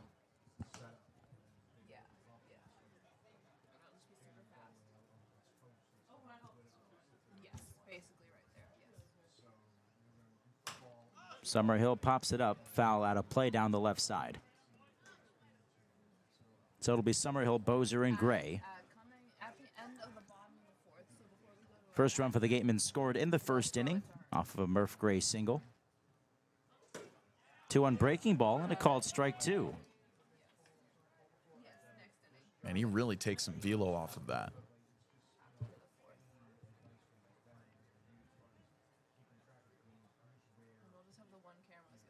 Trey Beard breathes in and out on 2-2. Ground ball pulled to the right. Picked up by the second baseman Snow. Throw in time, one gone. Hit it hard, but right at the second baseman. Not much you can do about that. And so it's Bobby Bozer. Bozer up to single to left his first time through. We said before that bat's starting to heat up here. Hits in now 3 consecutive ball games. First pitch, a strike from Beard. 3 strikeouts to this point for the FAU lefty. Left the runner on in each of his 2 frames to this point as a curveball drops in there for strike 2. That's nice, the 12-6 action. Yeah, and his arm slot way over the top.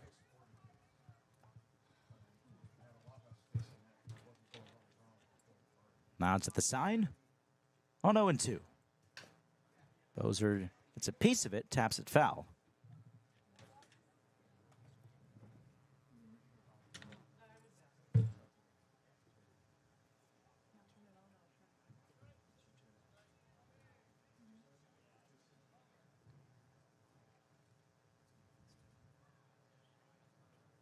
The 0-2. Bozer lofts it out towards shallow left center. It'll drop for a base hit. And the ball bobbled out there in left field by Brocious. Bozer takes second. So how about that?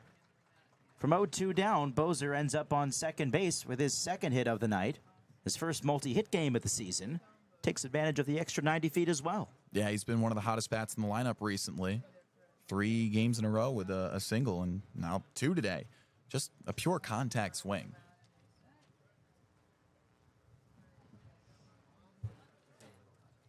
It is a fielding error on the left fielder Parker Brocious that allows Bozer to advance to second as Murph Gray steps up here. Gatemen looking to get back in this thing still early on against the 5-1-1 Hawks. A half game ahead of them in the West Division standings.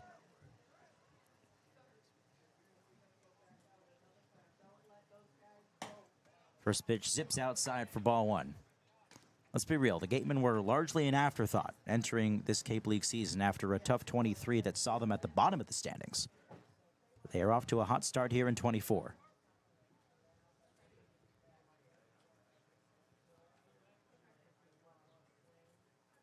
One-0 to Murph. Hard ground ball that goes off the second baseman's body. Snow recovers and gets the out at first base.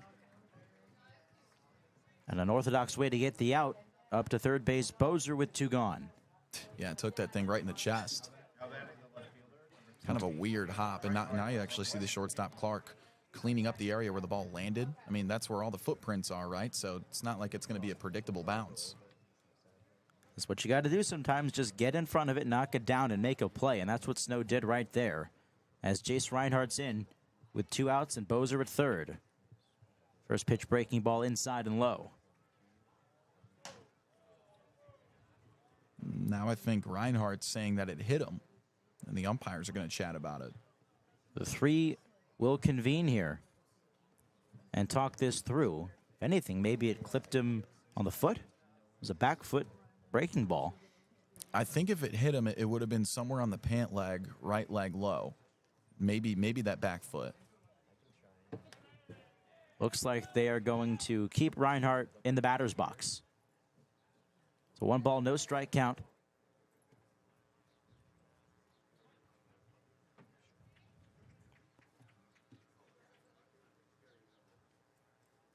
Beard comes set and deals.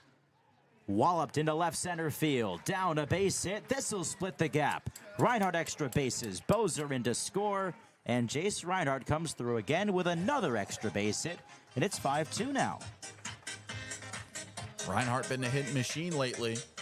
These guys start to pick up a little bit on this pitcher's arm slot, and they get so consistent. Good hitters make good hitters, too. If he's not going to, pitch to the guys at the top of the order, he's going to have to give pitches towards the top or the back end of the order. So everyone's going to start seeing good pitches soon. So Reinhardt comes through with a 2-out RBI knock. That'll make the Mike Mobs checklist. Oh, yeah. Lefty on lefty matchup here between Beard and Nate Early.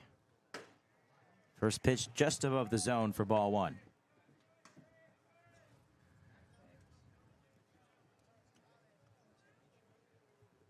Second double of the year for Reinhardt. League leading 13th for the Gatemen. 1-0 breaking ball in there for a called strike to Early.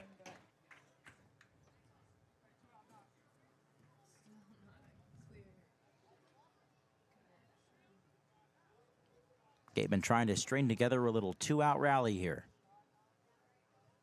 Plenty of pop at the plate with Early. 1-1. Another curveball misses out. Early lined into a double play in the first inning. Gateman got off to a great start in that frame against Beard. 3 straight hits, but a line out to third. Bobby Bozer was doubled off at second base to end that frame.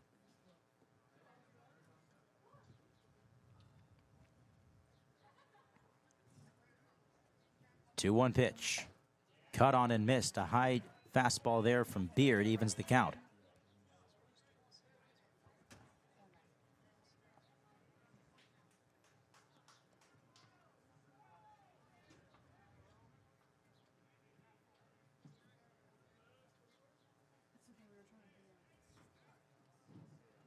Beard looks at second and deals. Right down the heart of the plate, called strike 3 on Early. Reinhardt left stranded, but the Gatemen do come through here with a run scored thanks to Reinhardt's 2-out double. Brings home Bobby Bozer. The Gatemen trying to keep pace here as we go to the top of the 4th inning. Hyannis 5, Wareham 2 on the Gatemen Baseball Network, powered by Cape League TV. Let's wind the clock back to those times. You were a pitcher at Wright State. Tell me how you got the opportunity to go to Wareham and what that time was like for you. Well, I had gone out for the Pan American team in '91 just to kind of get my face and name out there nationally. And I made the first couple of rounds of cuts. So all of a sudden, people started to take notice. When I was fighting, I wasn't going to make the team. I was a freshman coming out of Wright State. Opened some eyes, but wasn't ultimately going to make the team. So when I get cut, I get a call from Alaska. The 2 top leagues, the number 1 was Cape Cod, and then the Alaskan League was a really good league too. But those were the 2 big ones. I got a call from Alaska. I got a couple calls from the Cape. I got a call from Wareham, and they said, we have a kid that's going back home, and would you be interested? I mean, they didn't even have to finish their sentence, and I was like, I'm packing. I'll be there as soon as I can get my 85 Ford Tempo on the road and up there. So, did you enjoy that clip? Well, you can catch the rest of this episode and all episodes of Wareham Whip Around, the official podcast of the Wareham Gatemen, available now on Spotify and Apple Podcasts.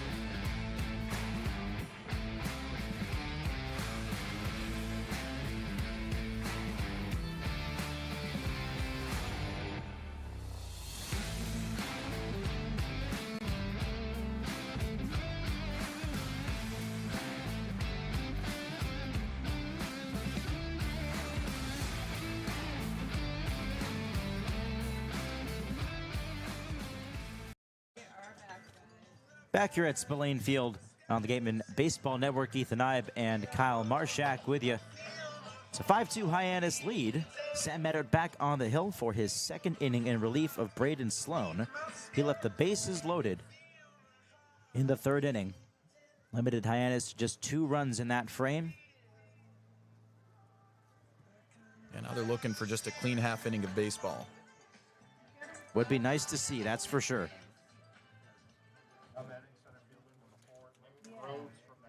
Nick Groves will lead things off. 2, 3, and 4 due up for Hyannis as the first pitch from Meddard misses for ball 1. Elsewhere around the league, Katuitt leading Chatham 4-1 in the 8th. YD up 8-1 on Bourne. And Falmouth leading Harwich 5-1. Upstairs for ball 2. And over at Orleans, a 1-0 lead for the Brewster Whitecaps.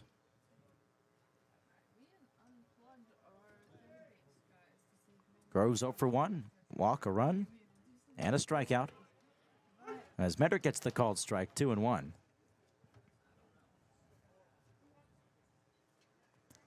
After Groves, we'll see John Gazdar and Wallace Clark.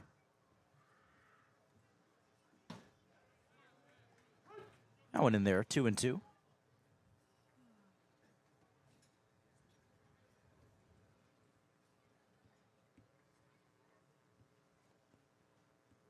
Meddert ready, and he deals. Just off the plate.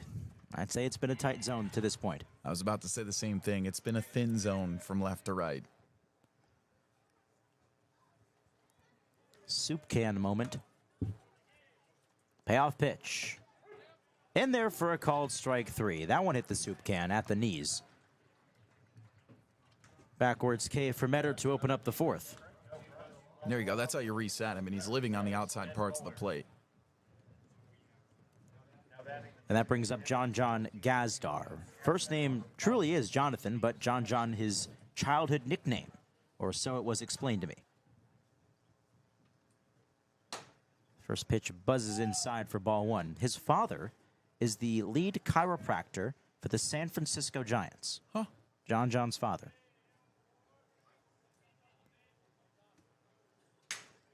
Round ball, foul up the third base line. That sounded like a broken bat, and Gazdar is going to go get some new lumber.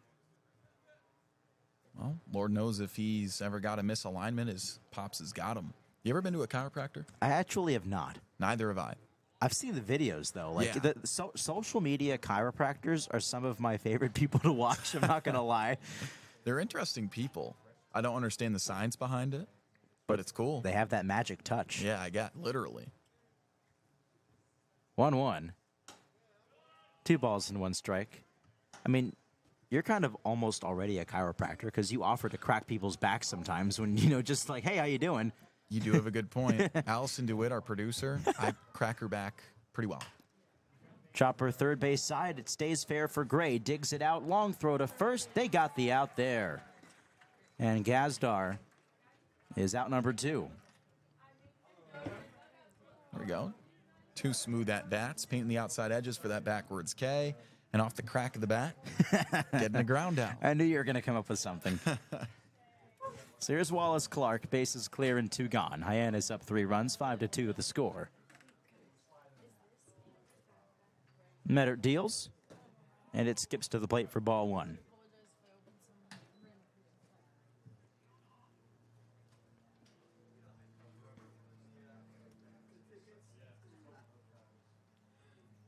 One-0. Buzzes the tower a little bit there. Clark doubled home a run in the 3rd inning. That was the last batter Braden Sloan faced in his abbreviated outing. Final line for him, 2 innings, 5 earned, 4 walks and 3 strikeouts. As Meddert gets the fastball by him here, 2-1.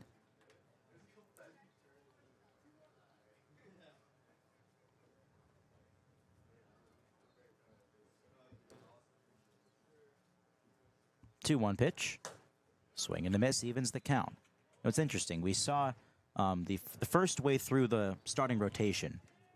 McGuire, Sloan, and Cole Lehman all having terrific starts. We saw Lehman get a little bit rocked yesterday. Now Sloan here today. As the 2-2 comes in, and outside ball 3. All right. And then A.J. Colarusso, had a rough start on opening day. Yeah. He bounced back. So it's almost like the reverse of the first way through the order. Yeah, everyone kind of having a different experience. 2-2 pitch. That one's in there. A called strike 3. A couple of backwards punch outs for Meddert here in the 4th inning. He spins them down 1, 2, 3. We'll go to the bottom half of the 4th inning from Spillane. It's still Hyannis 5, Wareham 2 on the Gatemen Baseball Network, powered by Cape League TV. For a good piece of glass, call Abby. Located at 3 Tyler Avenue in East Wareham, call Abby Glass and Locks about getting a free quote for your windows, doors, locks, and other glass needs. Mastria Auto Group. Whether you need sales, parts, or service, call Mastria Auto Group for all your Kia, Cadillac, Mazda, VW, Subaru, and Nissan needs. Mastria delivers. www.mastria.com. Legacy Insurance has been servicing Wareham and the surrounding area since 1980.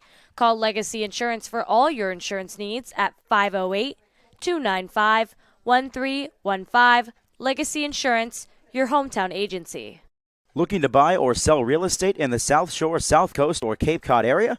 Joanne Stevenson has been selling Massachusetts since 2000. Specializing in residential real estate, she is a part of the #1 Berkshire Hathaway Robert Paul team. Whether you are looking for your first home, vacation home, or relocating, call Joanne Stevenson, your local Wareham agent, for all your real estate needs. A proud sponsor of the Wareham Gatemen. A 5-2 Hyannis lead as we return to Spillane in the bottom of the 4th inning on the Gatemen Baseball Network.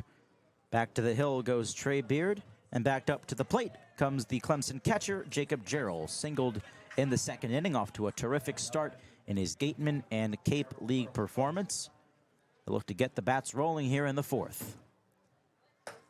Fastball outside begins this at-bat. Johan Desero, Eli Putnam to follow. 6, 7, and 8 due up for the Gatemen. Gerald's such a major league approach at the dish. The 1-0. Outside, 2 balls, no strikes. It was a breakout sophomore year for him over at Clemson. Hit 301 as a backstop. Left the yard 6 times. 2-0. I'm not sure where that missed, but we'll take it. 3-0. Yeah, I guess we'll take it. Inside edge is just not something that Jacob Ashworth is willing to call, I guess. 3-0 pitch to Jarrell. Gives him the outside that time, 3-1. And the draft boards are starting to recognize the young catcher, number 35 in the ACC's rankings for the 2025 draft, so we'll have to wait one more year. 3-1 pitch. Jarrell, a bouncer towards third, picked up by Silva. Throw to first, in time for the first out.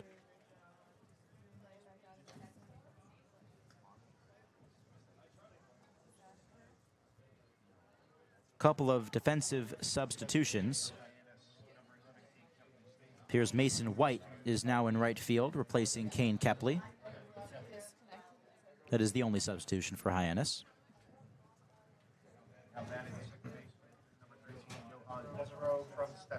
So here's Johan Desero. Breaking ball in there for a called strike. Gateman scored once in the first, one more time in the third.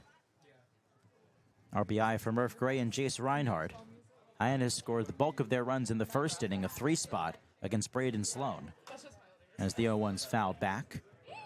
3 walks and 2 hit batters in that first inning for Sloan resulted in all 3 runs, a sac fly also in there. But the bats woke up in the 3rd inning for Hyannis. Wallace Clark an RBI double, Eric Snow a ribby single. 0-2 to Desero. Yanked to the right side, that is through a base hit to right field, past the dive of Snow, and Desero aboard with 1 out.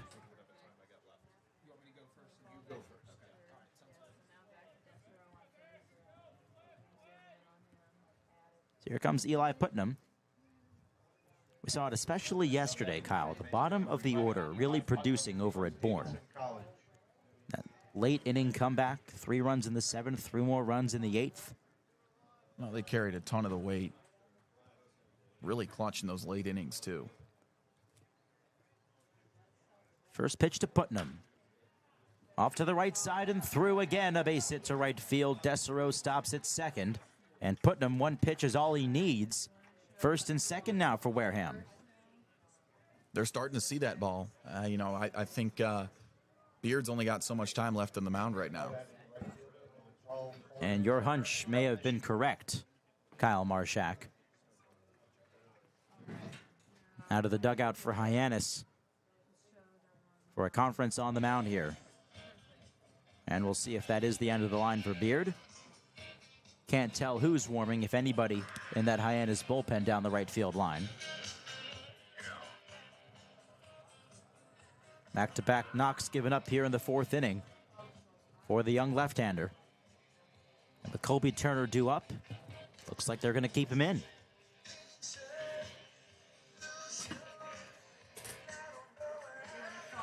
It just looks like a conversation, I guess, trying to reel him back in, see if they can get another, 2/3 of an inning out of the way.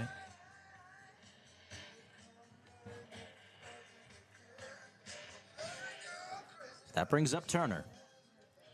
Chance to deliver here. He had a terrific play in right field earlier in this ball game. The first batter that Sam Meddert faced, Anthony Silva, flew out to him. He crashed into the wall to make a grab. Saved a run in the process. Now is a chance to get the Gatemen back in this thing. Down 3 runs in the 4th inning. First pitch swinging. Pops it up. Foul ground right side. Catcher backing up for it. And Garza runs out of room.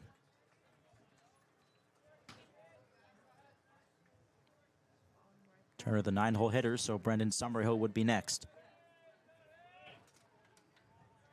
Saw the clutch gene enter play yesterday against Bourne. Like to see that here again today.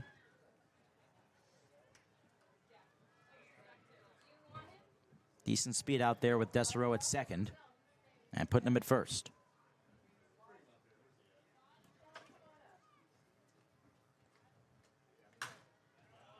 Turner bashes one foul down the right side, 0-2. Just missed that one. Bit late on it. Yep.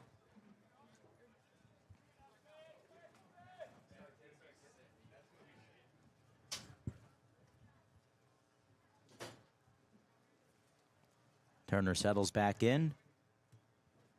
Trey Beard in a little bit of a pickle here in the 4th.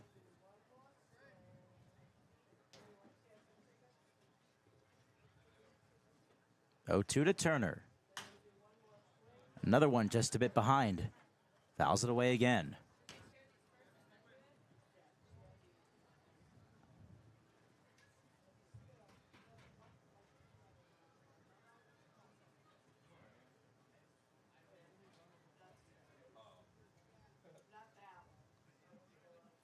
Massive lead over at first base. York not holding him on. 0-2 again.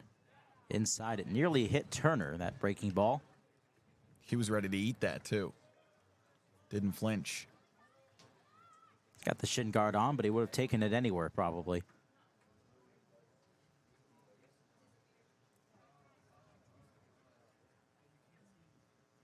Garza relays the signs to Beard. 1-2. High fastball. Turner got the bat to it and fouled it back. That wind is whipping out to right field right now. Hard for us to tell up here in the press box, but I'm sure if we stepped out, we'd feel it. I might fly away. You probably would. So would I. Yeah, but prior to first pitch, man, that wind was... Oh, yeah. No joke. But to our knowledge, we're not going to get any, if much, rain at all.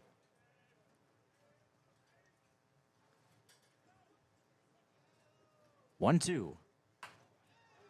Way to stay on the curveball there. Turner grounds it foul. That was a nice 12-6 curve up in the zone. He just missed it. Yeah, that thing stays way up and then just snaps straight down. That's not an easy pitch to foul off.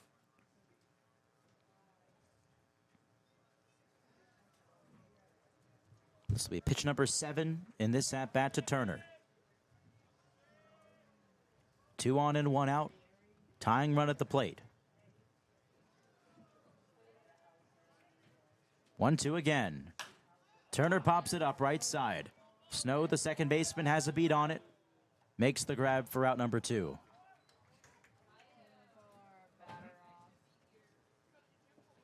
Not the way that Turner wanted that one to conclude, but still an opportunity here with Brendan Summerhill coming up. He's missed home runs a couple of times, just by a couple of feet. We know he's got that power in there.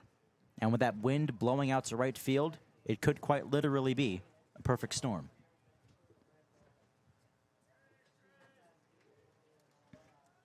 Eli putting him at first, Yohan Desero at second. The pitch. Off speed, misses up high. Okay. So since we're getting close, before you get to her, I'll make sure she's set. And then I'll tell you, like, to pan over to her. But keep whatever shot you're on. It might be this shot.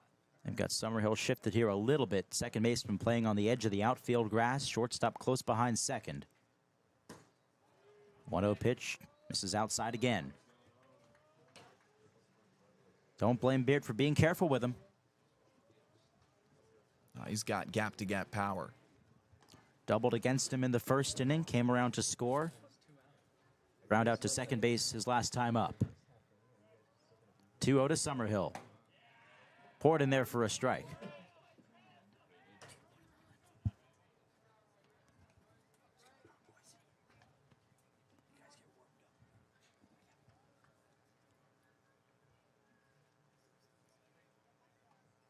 Two on the count to Summerhill here.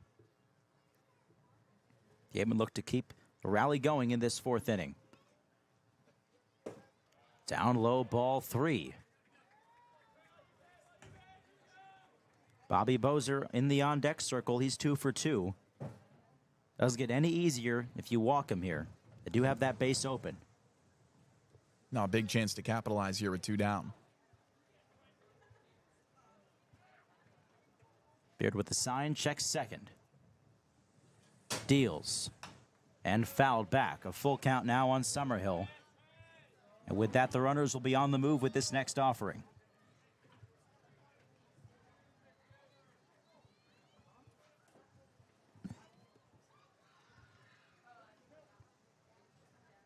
Dessero off of second, putting him off of first. Both will be on the move here. Beard locked and loaded. Payoff pitch. Swing and a miss. He got him on the breaking ball. Summerhill down on strikes. And the rally killed off here in the fourth inning.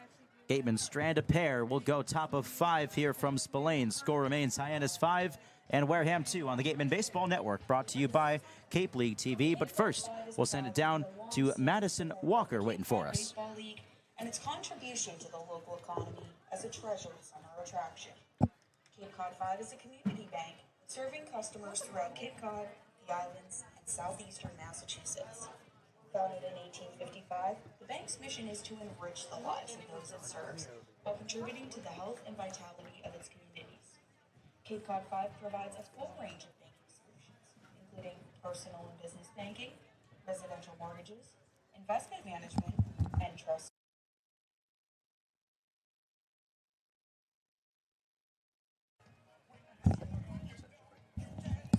Apologies we couldn't hear Madison there, but we'll send it to a break here on the Gatemen Baseball Network, powered by Cape League TV. 5-2 Hyannis.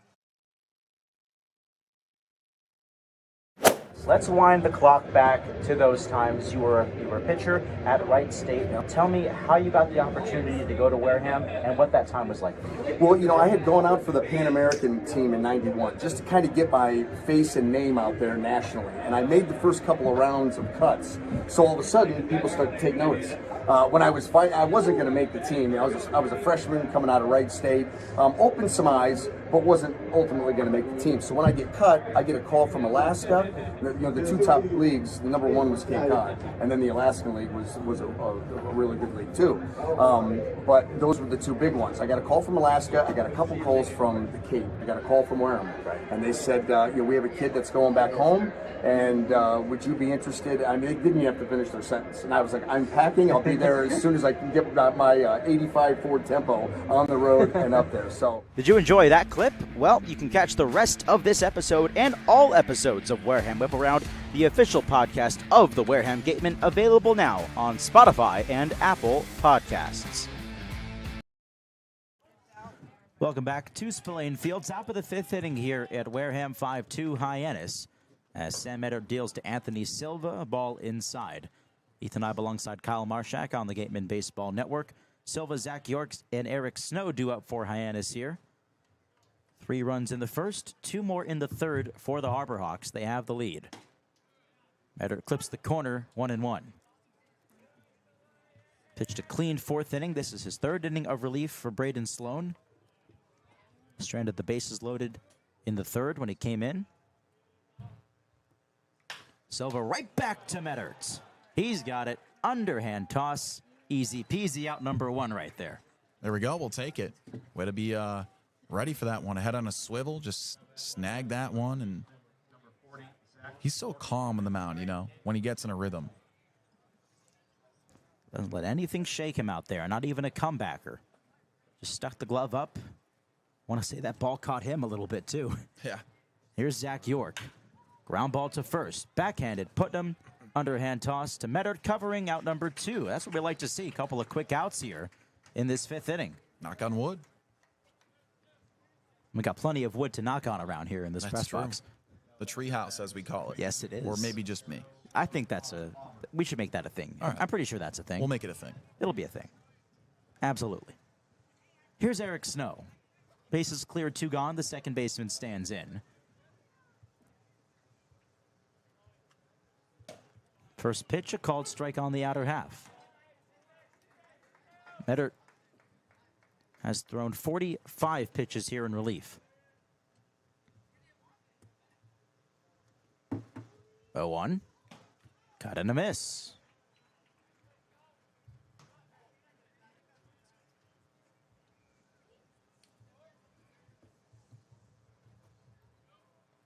Snow, a couple of RBI to this point in the ball game. 0-2. Lifts a fly ball to right field. That wind blowing out there. After it, Colby Turner into foul ground. Dives and comes up just short. I love that effort. He had a beat on it. It would have been his second unbelievable play in the outfield of the game had he made it. But, man, yeah, like you said, I love that effort, man. Oh, yeah.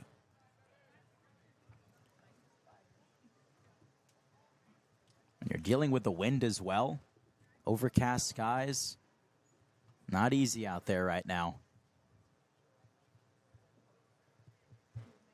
0-2 still the count to Eric Snow.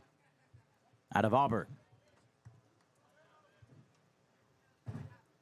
Edert looking for the 1-2-3 frame. And he might get it here. A fly ball to right. Turner charging in. Still coming. He will not get it. It drops in front for a 2-out knock. Second hit of the game for Snow. Extends the inning for Manny Garza. That one just died. Yeah, the wind knocking that thing down. Kind of pushing it back towards fair play, too, the way that he was shooting it down that right field line. But, again, that wind kind of disturbing anything that gets above 6 feet high right now. Breaks the streak of 7 straight batters retired for Medard. As Garza pops up the first pitch he sees. Foul ground, third base side. Murph Gray looking for it. Backs up to make the catch. So it winds up being a quick inning regardless for Medard, despite the 2-out knock, as we'll go bottom of 5 here at Spillane. It's a 5-2 Hyannis Harper Hawks lead over the Gatemen on the Gatemen Baseball Network, powered by Cape League TV. Whatever your technology needs are, Secure One can help. Learn more at securone.com. SecureWON.com. The Wareham-based AD Makepeace Company, founded in 1854, is North America's largest cranberry grower, the largest private property owner in eastern Massachusetts, and a recognized leader in environmentally responsible real estate development and stewardship. For 170 years, AD Makepeace Company has supported community events and organizations like your Wareham Gatemen. Visit admakepeace.com to learn more. Attention baseball fans, are you ready to hit a financial home run? PCT Federal Credit Union is here tonight to make your dreams of home ownership and driving off in that new car a reality. Their unbeatable low rates on mortgage and auto loans are a win for everybody. Whether you're rounding the bases to buy your first home or looking to upgrade your ride, PCT Federal Credit Union has got your back. Swing by their tent before you leave or visit their website to learn more about how they can help you step up to the plate and score big on your financial goals. The AD Makepeace Company also owns and operates Reed Custom Soils, the area's leading manufacturer of custom soils, including CU structural soil and Rooflight certified green roof media. Reed Custom Soil is also a manufacturer and distributor of baseball infield mix and conditioners. To learn more, visit www.reedcustomsoils.com. Back here on the Gatemen Baseball Network, to the bottom of the 5th we go. 5-2 Hyannis. Ethan Eibe here as I hand off the play-by-play for the rest of the night to Kyle Marchak. Well, that's very kind of you, Ethan Eibe. I'm Kyle Marchak, as I'll take you guys the rest of the way in a competitive ball game, but in the favor of Hyannis, the first-place team in the West Division. They lead it 5-2 over the Wareham Gatemen. New pitcher on the bump.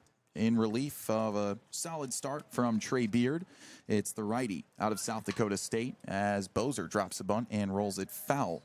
First pitch there. Nick McKay taking over. 3.64 ERA, 71 and 2/3 innings pitched for the Jackrabbits out of South Dakota State. Nick McKay was originally slated to start this ball game for the Harper Hawks before he was replaced by Trey Beard, so we'll see him after all. So maybe a limited middle relief role. We'll see. 0-1 with the wind whipping to Bozer, who's 2 for 2 today. The pitch. Curveball swung on and squibbed. There's a cue shot to the second baseman Snow. The throw to first is in time. Not a normal ground ball there. No, it really spun off the grass. There was so much spin on that ball off the bat because it was off the end. Redirected right towards the second base, made that play easier for him. So there's one away. 3 runs in the first inning for Hyannis. Wareham responded with just 1. A blank in the second. 2 in the top half of the third for Hyannis. Once again, Wareham responded with 1, and since then a bunch of goose eggs. First pitch to Gray. He hacks out of his shoes and misses. 0-1. Gray 1 for 2 today. RBI knock in the first. Drove in that first run. And then a ground out to second.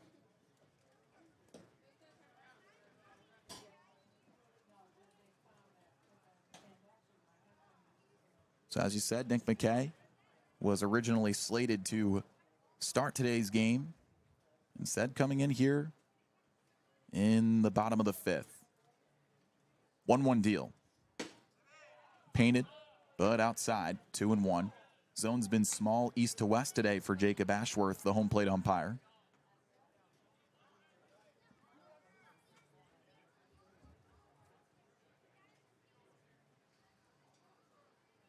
Gets the sign he likes. Here's the 2-1. Swing and a chopper left side over the third base bag. Silva in foul ground. The throw is in time to beat him. That's a terrific play down there at the hot corner for Silva. You're fielding that ball, moving away from first base down that line. You're off balance. You have to get the ball out quickly, and that's exactly what he did. A one-hop strike to first. Quick transfer to get that throw across the diamond for out number 2. Chase Reinhardt 1 for 2. He had an RBI double in the third. Been an extra base hit machine lately for the Gatemen. First offer. Spins in there. No balls, 1 strike, 2 away.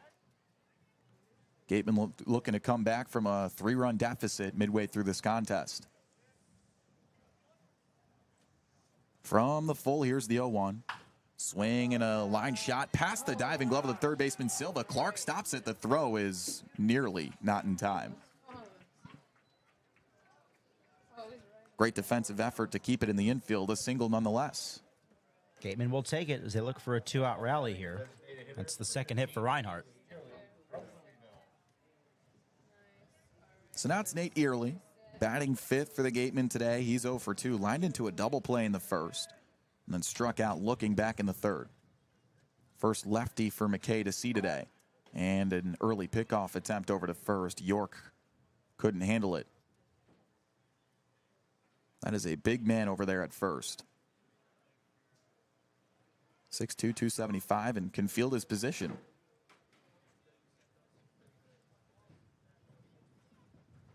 And the pitch. Inside and low. I look at a guy like York, and the first thing I think of is Dan Vogelback. That's a good comp. How about a Rowdy Tellez? Or Rowdy Tellez. Another pickoff, and once again, York can't handle it. I'm a big Rowdy Tellez guy. I like him. I actually saw him pitch for the Brewers. He's not a pitcher. He's a DH first base type, but went to a Brewers-Marlins game, and they were up 16-1 Milwaukee, and he ended up pitching the 9th inning. 1-0, and the deal. Swing and a smoke shot to right field. Going back at the wall, leaping, and White can't get it. Rounding third and being sent home. No, he'll halt the brakes there. The throw into second gets away. The run's going to score regardless. Coming into third with the ball loose in foul ground, and pulling up there with an RBI knock is Early.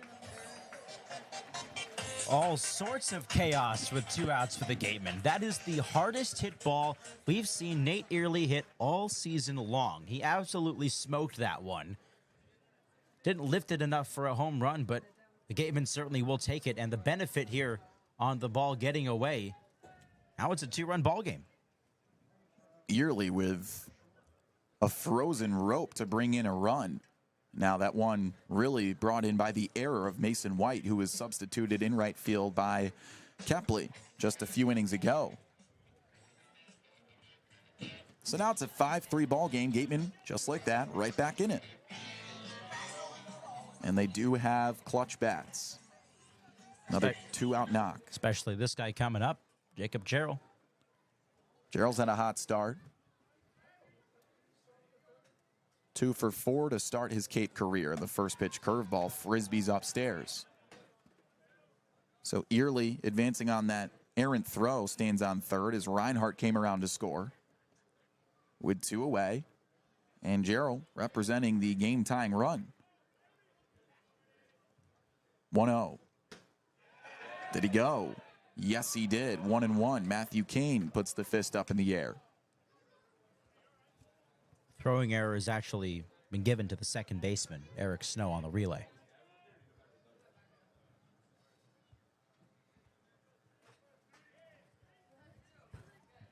One ball, one strike. And the deal. At the knees, strike 2.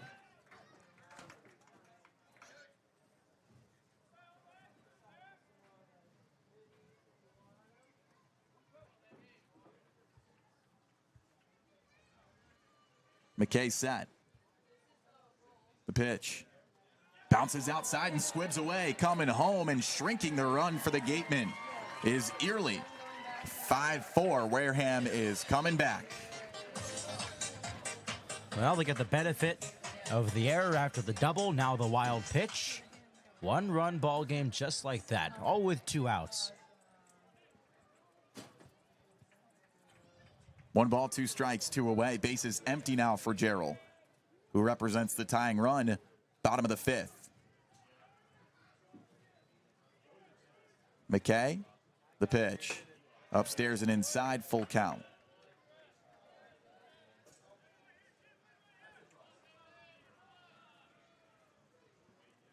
Jarrell has as good an eye you could ask for out of a sophomore catcher. Got on base 40.2% of the time for Clemson this past year. Payoff delivery.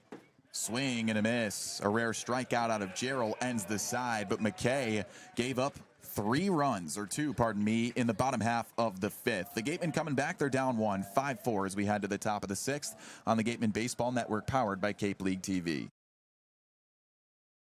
There and welcome to Wareham Whip Around, the official weekly podcast of the Cape Cod Baseball League's Wareham Gatemen for the 2024 season and beyond. My name is Ethan Eibe, and I'll be a part of the Gatemen broadcast team for the 2024 campaign. Every week I'll be joined by my play-by-play partner Kyle Marchak and sideline reporter Madison Walker to bring you the latest in the world of the Wareham Gatemen. A little bit about us. Madison and I are both entering our senior years at the University of Florida, and our friend Kyle is a rising senior at Virginia Tech. We will have guests from every level of the organization, from players to coaches to front office members, and we can't wait to bring all of that to you. Opening day is just around the corner as well, so make sure to stop by Spillane Field on June 15th as the Gatemen take on the Chatham Anglers to open up the summer. Be sure to follow the Gatemen on Instagram and Twitter at Wareham Gatemen, and check out our Facebook page for updates on the new season. One more thing before I go, if you want to watch Gatemen games this season, please check out CapeLeagueTV.com for free live streams of all 40 regular season games. Once again, that's CapeLeagueTV.com. We look forward to bringing you this podcast every week and can't wait to go on this journey with all of you. Thanks for listening, and we'll be back here real soon. This is the As we welcome you back at Spillane Field, Lucas Malstad welcomes himself back onto the mound for his second outing in his inaugural Cape season. Kyle Marchak alongside Ethan Eibe on the Gatemen Baseball Network, powered by Cape League TV. It's a 5-4 score as the Gatemen bring it back within 1 run with a 2 spot back in the bottom of the 5th. So top 6 we go.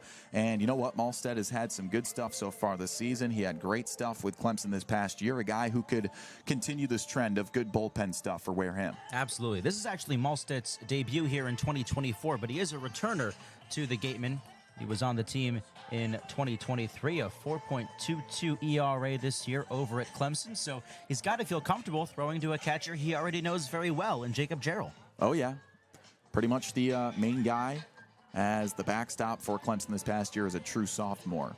Malstead just finished his junior season, as you said. Good year, 4.22 ERA and 53 1/3 innings pitched. He collected 39 strikeouts. He's also the second sidewinder that this bullpen owns right now. So we'll see this arm slot in this first pitch as he faces the 9-hole hitter Mason White. His first at-bat, and it's a chopper to the left side. Bozer, you bet.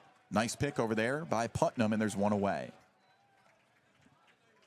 Bit of a low throw there from Bobby. It was a tough play on that chopper, but Putnam did well to dig that one out. You've seen that so many times already from the first baseman. Mason White came in for Kepley at the bottom of the order a couple innings ago. Now it's back to the top of the order. Parker Brocious out of Georgia Tech, 0 for 2, walk and a pair of groundouts. Hasn't been your typical evening of baseball. It was a 5-1 advantage at one point. And a frisbee sneaks in their front door. Interesting arm angle for Malstead. The only other guy that the Gatemen have that looks like that is Jacob Faulkner. That one inside, 1 ball, 1 strike. One away, Malstead in his 2024 debut. And a two-seamer wallop the other way, down the left field line. It's in there and rolling all the way to the track. Rounding into second and shuttling the motor down, looking for third. He'll stop there. Brocious with a 1-out extra base hit.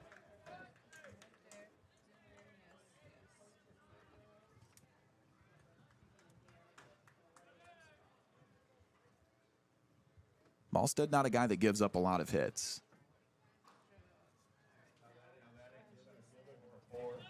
So now it's Nick Grove's turn. 0 for 2 out of Niagara. New York just not really a place that breeds a ton of baseball talent. Grove's just one of 2 Niagara ball players in this league, and he's a New York native out of Lewiston. Righty on lefty, and the first offer is a slider in there. So kind of the new word for a slider is a sweeper. With all that horizontal movement, you can imagine that's really the definition of it for a guy who throws from his arm slot. That's the new thing these days. 0-1 in there again, 0-2. But it's such a different look and something that the Gatemen have to their advantage here. And something you just don't see that often at the highest level nowadays either.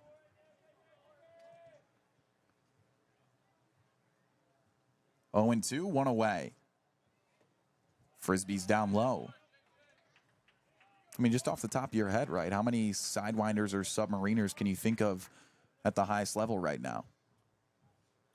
Put me on the spot there. I'm thinking. Taylor Rogers. Oh, yeah. That's it. That's all I can think of. His brother Tyler? Well, Tyler's a lefty 3/4, I think. Okay. So Taylor's the one that's the side armor. Yes. Gotcha. I think. I mean, I could be completely wrong.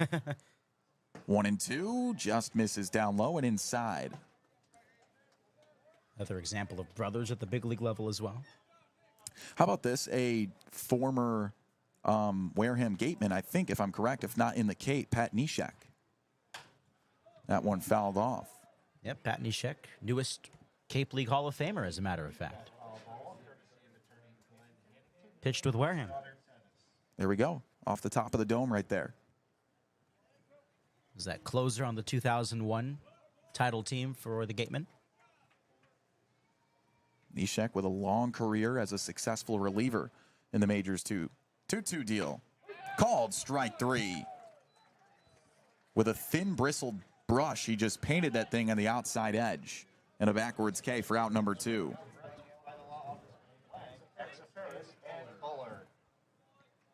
Six strikeouts for Wareham pitchers tonight. Now it's John Gazdar. 0 for 2. Strikeout and a ground out with a walk sandwiched in between. To a team that just gets on base, and he wallops the first one he sees out to left center. This could be trouble. Giving chase at the wall. It drops at the wall. Gazdar pulling into second with an RBI double, re-extending the lead for the Harbor Hawks. 6-4. Coming home on that one is Brocious. Now the hottest hitter, or one of the hottest hitters in the Cape League, just stays hot. That one was crushed. Nearly left the ball yard. Leads the team in average. So with 2 away, trading places with his buddy Brocious. It's an RBI double. And the Hawks are back on top by 2 here in the top of the 6th. Wallace Clark's turn, and the first offer's in there.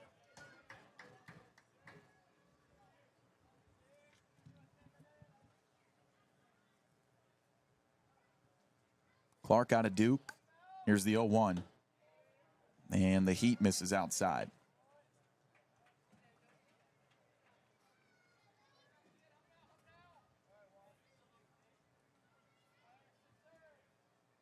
One ball, 1 strike, 2 away.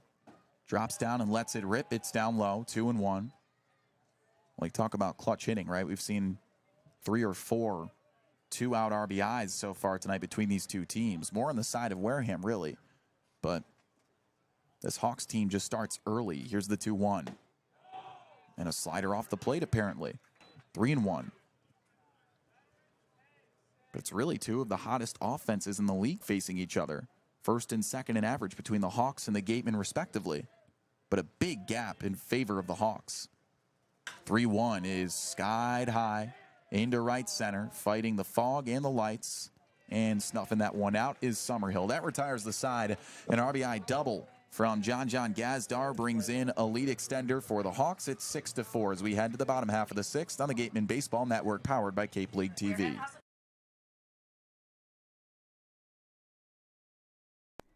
Whatever your technology needs are, Secure One can help. Learn more at SecureOne.com. SecureWON.com. The Wareham-based AD Makepeace Company, founded in 1854, is North America's largest cranberry grower, the largest private property owner in eastern Massachusetts, and a recognized leader in environmentally responsible real estate development and stewardship. For 170 years, AD Makepeace Company has supported community events and organizations like your Wareham Gatemen. Visit admakepeace.com to learn more. Attention baseball fans, are you ready to hit a financial home run? PCT Federal Credit Union is here tonight to make your dreams of home ownership and driving off in that new car a reality. Their unbeatable low rates on mortgage and auto loans are a win for everybody. Whether you're rounding the bases to buy your first home or looking to upgrade your ride, PCT Federal Credit Union has got your back. Swing by their tent before you leave or visit their website to learn more about how they can help you step up to the plate and score big on your financial goals. The AD Makepeace Company also owns and operates Reed Custom Soils, the area's leading manufacturer of custom soils, including CU structural soil and Rooflight certified green roof media. Reed Custom Soil is also a manufacturer and distributor of baseball infield mix and conditioners. To learn more, visit www.reedcustomsoils.com. Back in the Gatemen Baseball Network, powered by Cape League TV. Kyle Marchak with Ethan Eibe and Madison Walker on standby as we enter the bottom of the 6th. An RBI double in the previous half inning for the Harbor Hawks. Re-extends their lead. They're on top 6-4 in a battle for who's best in the West. So the Gatemen, after putting up 2 runs to shrink down the lead to 1 run just an inning ago, step back up to the dish. It's going to be 7, 8, 9 in this order for the second inning of relief of Nick McKay. Johan Desiro, 1 for 2 today. Strikeout and a single. First pitch, righty on lefty. It's in there. 0-1. Well, both offenses riding the hot hand right now. Hyannis has been on it the last couple of innings, but a 2-out rally for Wareham netted them a couple of runs and look to carry that over here to the 6th. 0-1 deal. Swing and a miss. So the Gatemen with a .267 team average, second in the league. Everything else offensively doesn't really jump off the stat sheet, though. They're only 7th in on base. Probably as a result of drawing the second least amount of walks as well. The extra base hits have poured in, though. They lead the league in doubles and triples. Home runs is where they've lacked. Just 3 as a team so far.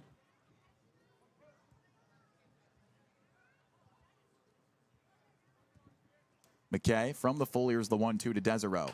Swing and a soft tapper back to him. A little leap and a snag, 1 away.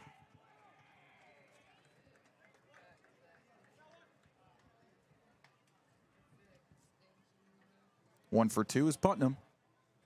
Talk about the team leading the league in doubles. Well, Putnam's in charge of that. He's had 3 so far this year. Real gap-to-gap power out of this Davidson Wildcat. He's got the power to go deep. Haven't seen it yet, but know he will eventually here.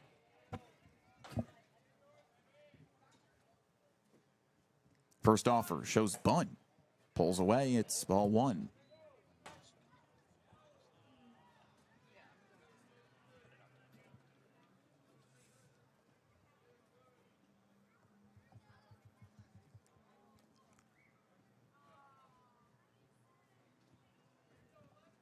One-0 deal on the way.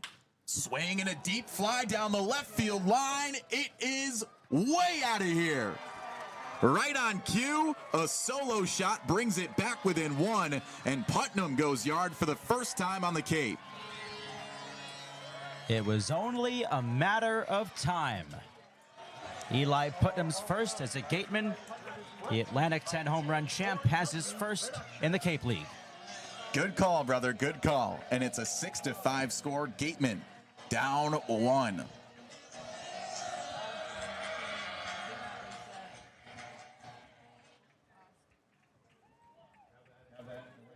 One crack of the bat can change the game.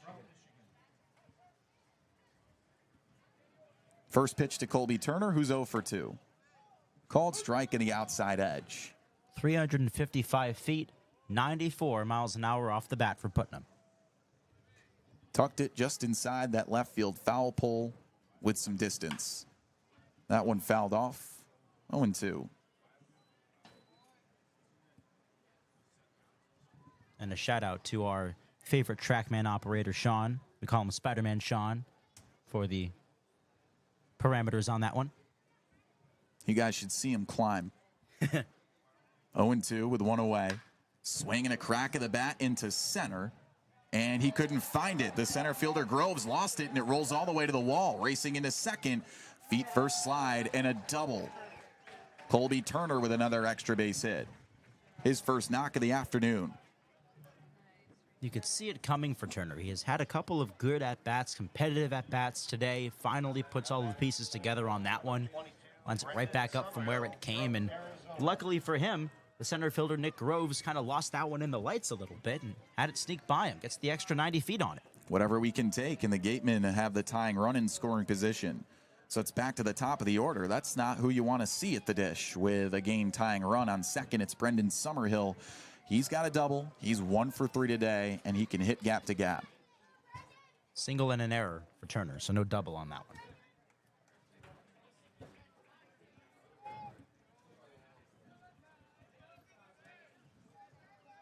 It's already 3 errors today for the Harbor Hawks.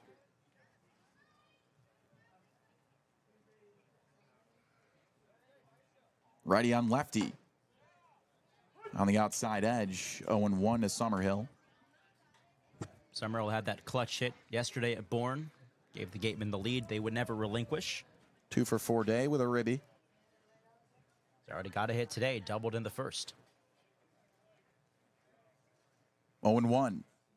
Swinging a roller up the middle, charging with a backhand grab is Snow. Throw across his body. He is safe at first. Infield single. Stay hot, Summerhill. Well, luckily for him, that ground ball perfectly placed. It was a tough play for Snow, but he almost made it happen. Threw off balance after fielding on the backhand, and Summerhill had the speed to get there in time. And now here's Carricker out of the dugout. First season head coach for the hottest team in the league right now, needing an explanation from the first base umpire, Matthew Kane.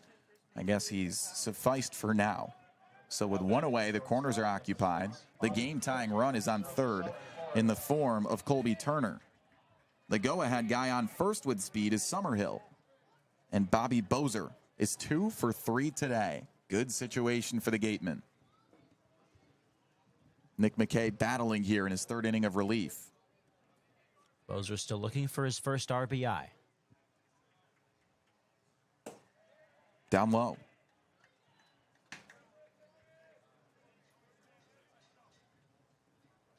I'll give the Gatemen their props. They've taken advantage of these miscues defensively by Hyannis. It's the reason they're back in this ball game here. Bounced in the dirt. Turner will stay at third. Back and forth ball game.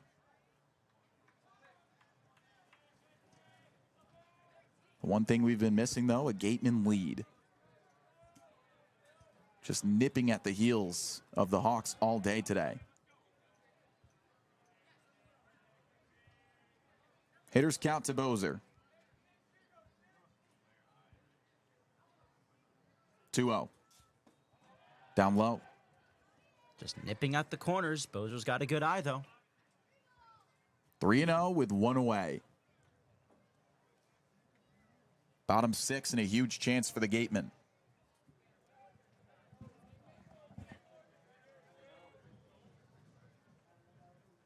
The offering. Called strike.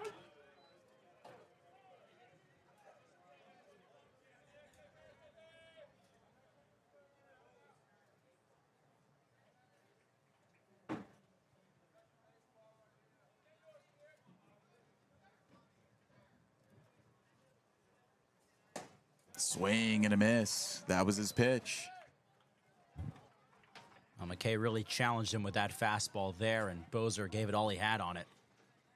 Bozer, a guy who was seen as the veteran of this team.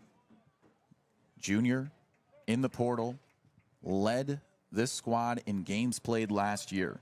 Returns and now has a huge chance for his first RBI. The pitch. Upstairs and inside, that loads the bases.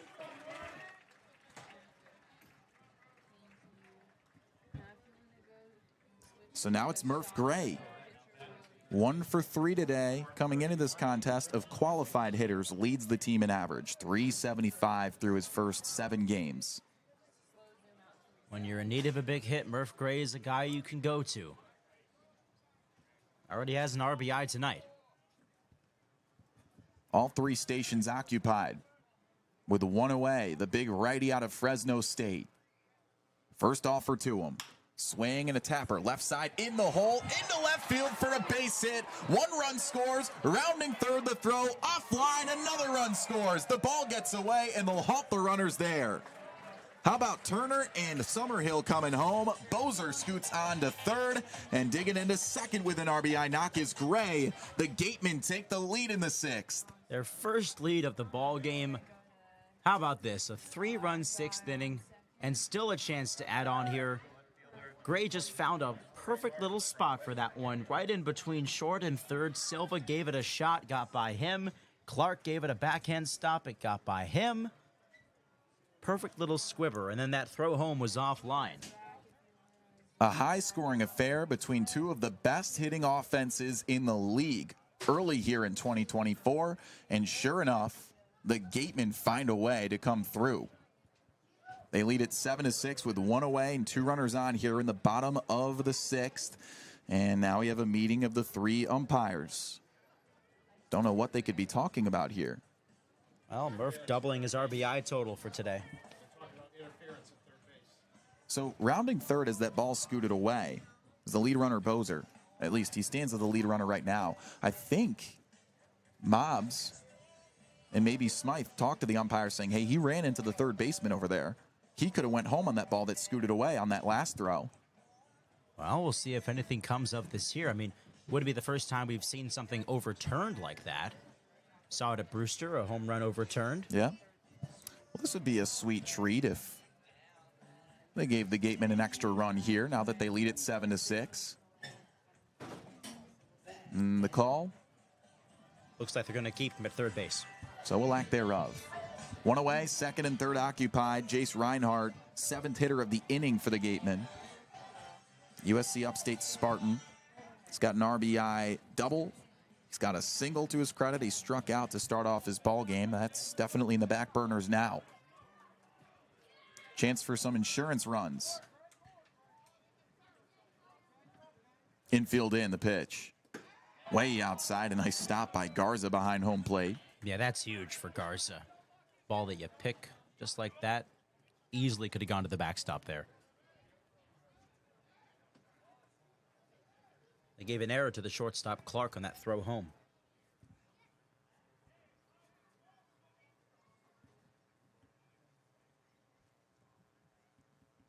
1-0. 2-0. So make it 4 errors already for the Harbor Hawks here. Yes, field not very kind to opposing defenses.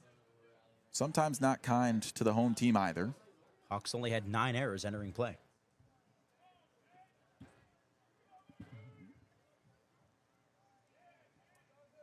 Two-0 deal. Painted for strike one.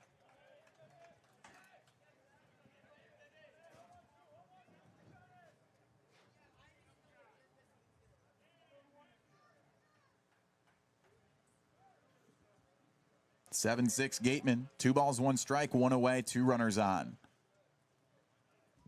The bargain. Curveball popped right side, trailing in foul territory. And White watches that one drop.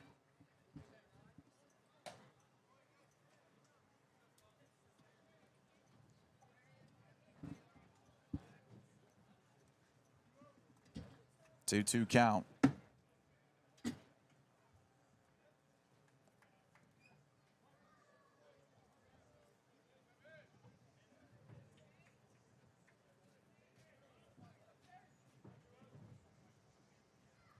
The pitch, down low and outside.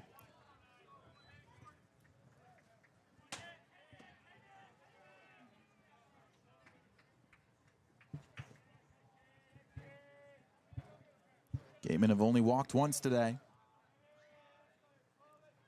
Just a couple batters ago.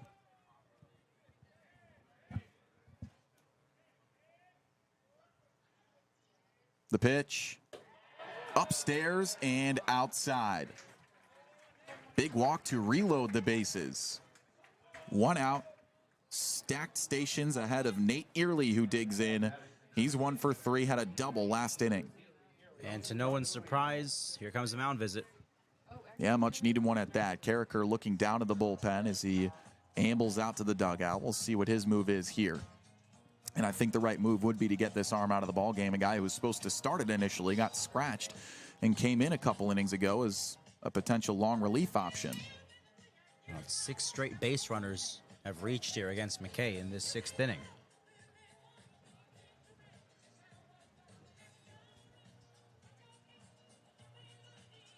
So now the coach is on the other side of things, going to talk things over. Now, what do you think Smythe could be drawing up with his base runners? Well, don't know if they're going to try anything crazy with the game being as close as it is, with even with less than 2 outs.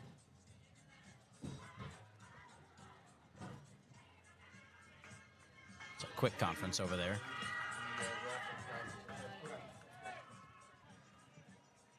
All right, now everyone resets. So Reinhardt walks aboard. He's on first, Gray on second, Bozer on third. Gatemen lead it by 1 with 1 out here in the bottom of the 6th. And the lefty out of Florida Southwestern digs in. Swing and a miss.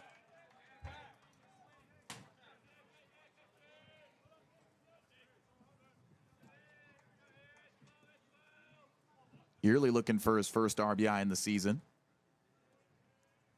Hitting just 1 for 9 in a couple of appearances for the Gatemen so far. 0-1 deal. Ball 1.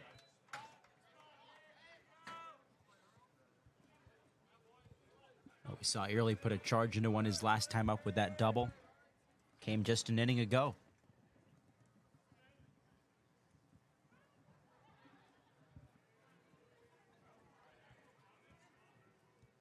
One deal. And the pitch. Swing and a miss. Pulled the changeup on that one.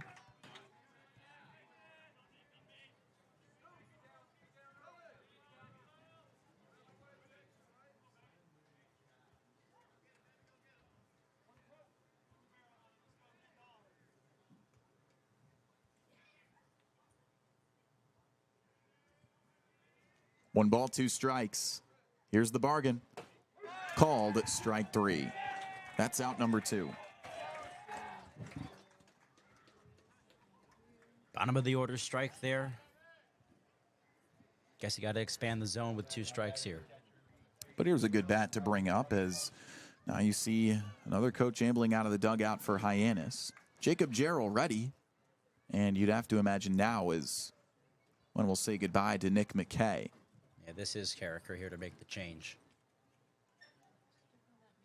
Carricker talking to a pile of blue jerseys once again. And we do have an arm coming out of the bullpen. We'll step away for a second pitching change with 2 down in the bottom of the 6th on the Gatemen Baseball Network, powered by Cape League TV. For a good piece of glass, call Abby. Located at 3 Tyler Avenue in East Wareham, call Abby Glass and Locks about getting a free quote for your windows, doors, locks, and other glass needs. Mastria Auto Group. Whether you need sales, parts, or service, call Mastria Auto Group for all your Kia, Cadillac, Mazda, VW, Subaru, and Nissan needs. Mastria delivers. www.mastria.com. Legacy Insurance has been servicing Wareham and the surrounding area since 1980. Call Legacy Insurance for all your insurance needs at 508-295-1315. Legacy Insurance, your hometown agency. Looking to buy or sell real estate in the South Shore, South Coast, or Cape Cod area? Joanne Stevenson has been selling Massachusetts since 2000. Specializing in residential real estate, she is a part of the #1 Berkshire Hathaway Robert Paul team. Whether you are looking for your first home, vacation home, or relocating, call Joanne Stevenson, your local Wareham agent, for all your real estate needs. A proud sponsor of the Wareham Gatemen. Back to action here at Spillane Field as the Wareham Gatemen, second in the West, host their foes just atop them by a half game, the Hyannis Harbor Hawks, who lead the division. In trouble right now in losing that grasp. They're down 7-6, and right now what has been a very fun bottom of the 6th inning. New arm coming out of the pen right now, the tall righty out of Sacramento State. It's going to be the one and only Cade Brown. This guy's got some good stuff. We'll see what he can do. Just a sophomore, or a freshman, pardon me, and a 3.72 ERA in his first year over 38 2/3 innings pitched. Yeah, not too bad at all. And Hyannis is going to need a huge performance out of him to get out of this jam. Bases loaded and 2 outs. Gatemen will have batted around here in this 6th inning with Jacob Jarrell's appearance. Home run for Eli Putnam, his first of the season, and Merv Gray adding on a couple of RBIs, a little squib shot to the left side with the bases juiced. Gives the Wareham Gatemen their first lead of the night. 4 hits, 2 walks in this inning. And with 2 down, they make the change from Nick McKay, who had a rough bottom of the 6th. So it's Cade Brown to come out and try and shut things down. 2 of the best offenses in the entire league. Gatemen had some quiet bats through the first few innings. And it hasn't been a normal ball game by any stretch of the imagination. Hyannis, after the first inning, led 3-1. Nothing happened in the second. They added 2 more to their score in the third to lead 5-1. The Gatemen responded with just a singular run in that 3rd inning. Then we enter the 5th, and the Gatemen add 2 runs to their score to bring it back within 1 run. Hyannis responds once more in the top of the 6th by adding a run to their total, re-extending their lead to 2. But the Gatemen add 3 here, and they still have an out to work with in the bottom of the 6th. Stack stations ahead of Jacob Jarrell, the star catcher out of Clemson. First offer to him. Swing and a line drive to left center, chasing it down, looking up and making the catch is Brocious. A loud out, number 3. That retires the side, but how about 3 runs coming in for the Gatemen, who take their first lead of the ball game. They're on top 7-6. Before we step away, how about we send it down to Madison Walker? What a fun inning. Thank you, Kyle. I am down here on the field. Wow, that was great to watch from down here. I think our position players have really turned this game around for us. Let's talk about Putnam with the home run, Murph, Turner. We've seen them do some amazing things at the plate to kind of bring us back. We're still alive in this game, but let's talk about Turner's amazing catch. What they've been doing is standing behind their pitcher. Our pitching isn't where we know it can be. We know Sloan can have a better outing than he usually does, but I love that defensively we always have our pitchers' backs. And when Malstead went in there, we were able to, help him out when he only was able to get one strikeout. So I think that if our position players keep doing what they're doing, this could still be a ball game that we win and make sure Hyannis doesn't come back so we can stay in first. Thank you so much. I'm going to send it back up to you guys. Thanks, Madison. And she has a great point, right? With Malstead on the mound, a guy who's more of a pitch to contact, it's got to be nice to have a defense behind you. Absolutely. That is what the Gatemen have had at their disposal to this point. All right, we're going to step away for just a few seconds and come back. It's a big top of the 7th coming at you at Spillane Field on the Gatemen Baseball Network, powered by Cape League TV. Let's wind the clock back to those times. You were a pitcher at Wright State. Now tell me how you got the opportunity to go to Wareham and what that time was like for you. Well, I had gone out for the Pan American team in '91 just to kind of get my face and name out there nationally. And I made the first couple of rounds of cuts. So all of a sudden, people started to take notice. When I was fighting, I wasn't going to make the team. I was a freshman coming out of Wright State. Opened some eyes, but wasn't ultimately going to make the team. So when I get cut, I get a call from Alaska.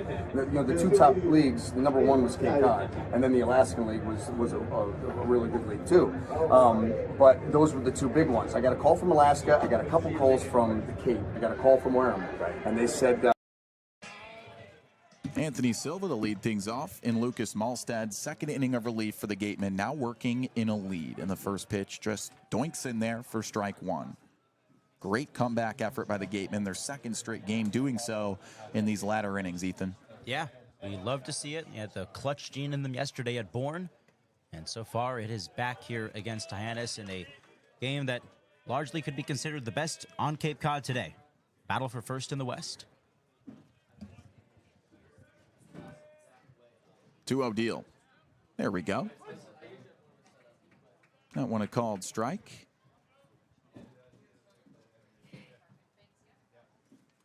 Lucas Malstead just frisbeeing stuff in there, as that one on a check swing, he's called safe. Silva today 0 for 2, a line out and a ground out. Walked in the first inning. The first inning that gave 3 runs and a lead for a while for the Harbor Hawks. There's a 2-hopper, diving stop by Putnam, underhand flip. Love it. And there's one away.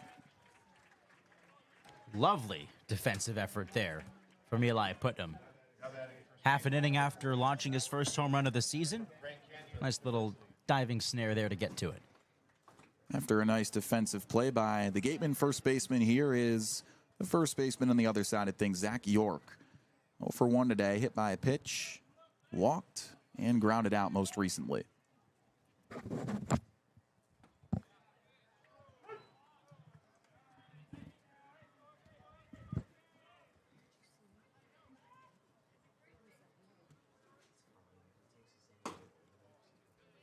And down low. Zach York's got pop out of GCU. Second season with Hyannis. Last year had 3 home runs. Does have 1 to his total this year too. And a backdoor slider misses. We're going to talk about how we saw him put on a show during batting practice. It went off the scoreboard here at Spillane in right center. Yeah, do we know if players are liable for damage to the scoreboard? Sneaks it in there, strike 2. I have no shame in saying that. I saw a dent in the scoreboard. Like, this guy's got some legit pop. Yeah, we'll give a behind-the-scenes perspective. To be honest, for a second, we weren't sure if the scoreboard was working. It took a while to start up today. Check swing. He did not go around. Goes to a full count. Luckily, though, our wonderful tech support, Carl, was around to help make sure that it does work. If there's any name of a tech support out there that's going to get stuff done, I feel like Carl is one of those names. Oh, absolutely. Full count and a 2-hopper right back into the body of the pitcher. Nice play by Malstead, who could have beat him to first. Instead, he goes with the flip, and there's 2 down. Nice way to field your position there for Malstead.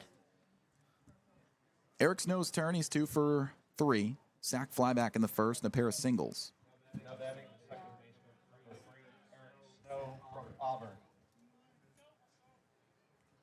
One of many Auburn Tigers we've seen in the league. Every team has an Auburn Tiger, it feels like. First pitch inside. Yesterday we were at Bourne, and there were 2 Auburn Tigers in the starting lineup. Yep, SEC guys littered around the league. You would know. You would know. And that one outside. 2 balls and no strikes. Again, a thin zone east to west today. Looking for a 1-2-3 frame from Malstad here. Hitters count, here's the deal. And the heat is right down the middle.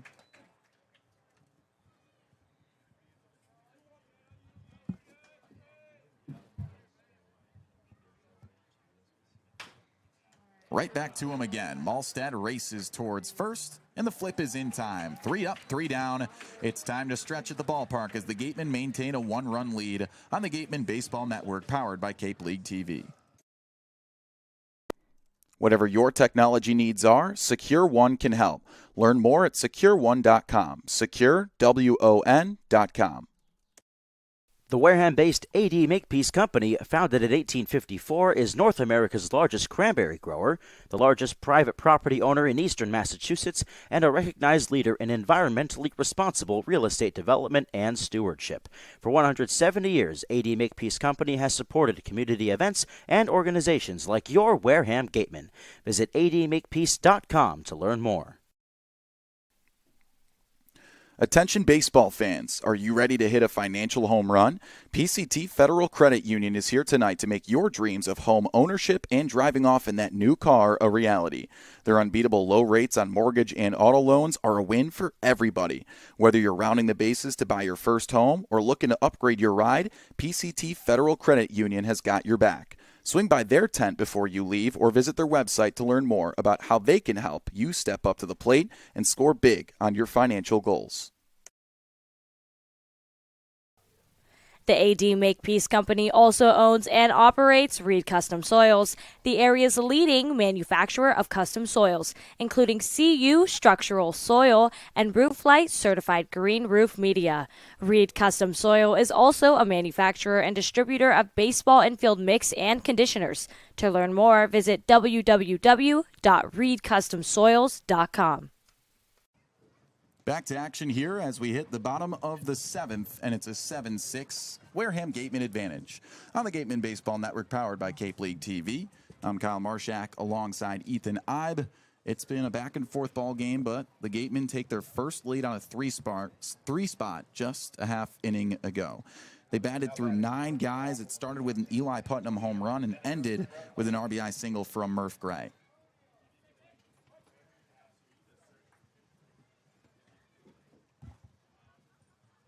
So, Johan Desero, second straight inning batting here in the first pitch. In his second inning of relief right now. That one's outside. It's Antonio Hyannis pinch hitting. Yeah, pardon me. Hyannis has been an on-base machine, too.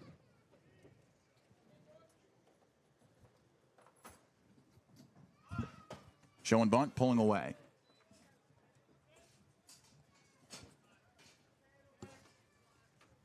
Two 2-0. Hyannis hitting .267. He's 4 for 15. He's got 3 walks to his credit, though. And that one's rolled hard to the left side. Charging and under the glove of the shortstop, Clark. We'll take it. And a guy on base to start off the inning. Well, error number 4 today for the Harbor Hawks. Yeah, just for some perspective, too. This field in particular, as we know, as well manicured as it can be, but with the stone dust, just not your typical infield surface. And sure enough, the only team that plays 50% of their games at this field is the team that is last in the league in terms of fielding percentage. First pitch is a called strike to Eli Putnam, who had a solo shot to get the offense rolling a half inning ago. Now, I try not to be negative about the Gatemen, and I'm really not. It's about the field. It's an interesting look. I mean, when I first saw it for the very first time, I'm like, okay, this is gray. That's unorthodox, but I'll accept it. Now, for these guys, though, it's obviously a learning curve. Just a few differences with the way the Hops play here, and Ryan Smythe calls it an advantage, for the Gatemen, because they get to play on it and practice on it every single day. Teams that come here and cross the bridge want no part of it. 0-1 at the knees, down low. To be fair, if you put a ball on a tee, I don't know if I'd be able to catch it. So, period. You and I were playing catch before the game, and that was an experience with you. I don't have the most accurate arm, I'll admit. It was okay, though. 1-1. Swing and a deep fly to right center. Chasing it down in the gap. Looking up at the wall. It's gone. A 2-run jack to extend the lead of the Gatemen. Putnam with his second home run today, his third knock in the evening. Have yourself a ball game. Eli Putnam. Wow. Eli has arrived here at Wareham. That ball just kept carrying and carrying in that right center gap, and before you knew it, it left the yard. A coming out party for the power bat out of Davidson. 410 feet on the home run, 96 miles an hour off the bat. Nearly smacked the scoreboard out there, but he hit it too far. Colby Turner's turn, and that first pitch is upstairs, way upstairs. You could imagine pitchers rattled here.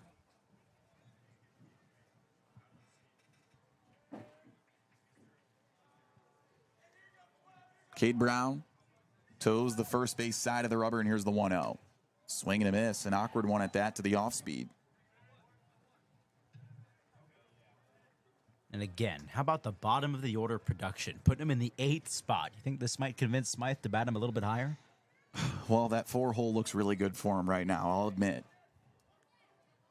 No outs, base is empty in the 1-1. Check swing on the off speed again, and it kisses the outside edge, strike 2. That one was just a jack, a fastball up in the zone, hit it hard to right center, and that thing just kept carrying. Oh. And a pitch clock violation on the batter. Colby Turner with a strong disagreement there. Well, my only thought was right there, you have to be engaged with the pitcher at a certain point. I believe it's 7 or 8 seconds to go on the clock. Now Smythe is going to argue this, it looks like. Smythe not afraid to stick up for his ball players. And definitely disagrees with Jacob Ashworth, the home plate umpire. And the conversation is concluded. Smythe stuck up for his players to the utmost extent. About 5 days ago in an 11-1 loss. Top of the order, Brendan Summerhill, 1 away. 2 for 4, and the first pitch is inside.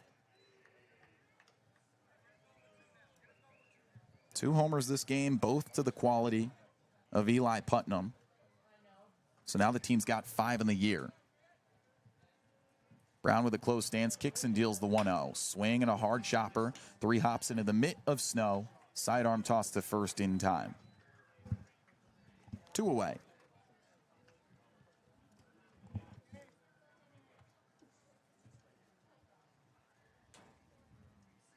Might I add, Ethan, that ever since we met Francesca Rico, this team finds a way to win. I told you that the Rally Turtle is going to become a thing. And ever since we had that moment with her 2 days ago, it's been nothing but W's. 2 for 3, called strike. Bobby Bozer. You might have to rehash that with Mr. Bozer at the plate here. Bozer, the original discoverer in that last home game of Francesca Rico. 0-1 with 2 away. Roller. Backhand grab. Throw from short. Not in time. Clark with a nice effort, but nothing doing. How about a 3-hit day for Bobby Bozer? Have yourself a day. 1 of 2 that has 3 knocks to his credit for the Gatemen. The other one, Putnam. He's had a day. 16 hits for the Gatemen today. They've been raking. They faced the best offense in the league tonight. 297 average from the Harbor Hawks coming into it. And they said, hold my drink. 16 knocks tonight. Here's Murph Gray. He doubled in his last at-bat, and that first pitch is outside. Their previous season high was 10. 6 hits for Hyannis on the other side. It's a 9-6 Gatemen advantage with a runner on first and 2 away. Wave and a miss over the off speed.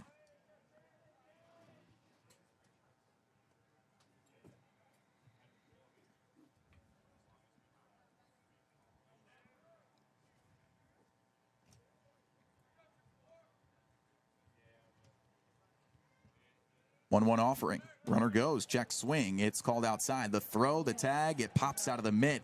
And Bozer's hurt on a rough slide over into second. Bozer and shakes it off. Dove in head first, but that ball caught him as he made the dive. Don't know quite where. Hopefully just a little bit shaken up there. He sends Morgan, the athletic trainer for the Gatemen, back to the dugout after just a couple of seconds. Shout out Morgan. All right, so Bozer's all good. Just needs a breath. I mean, that can't feel good. And a stolen base for Bobby Bozer as well. Second on the year for him.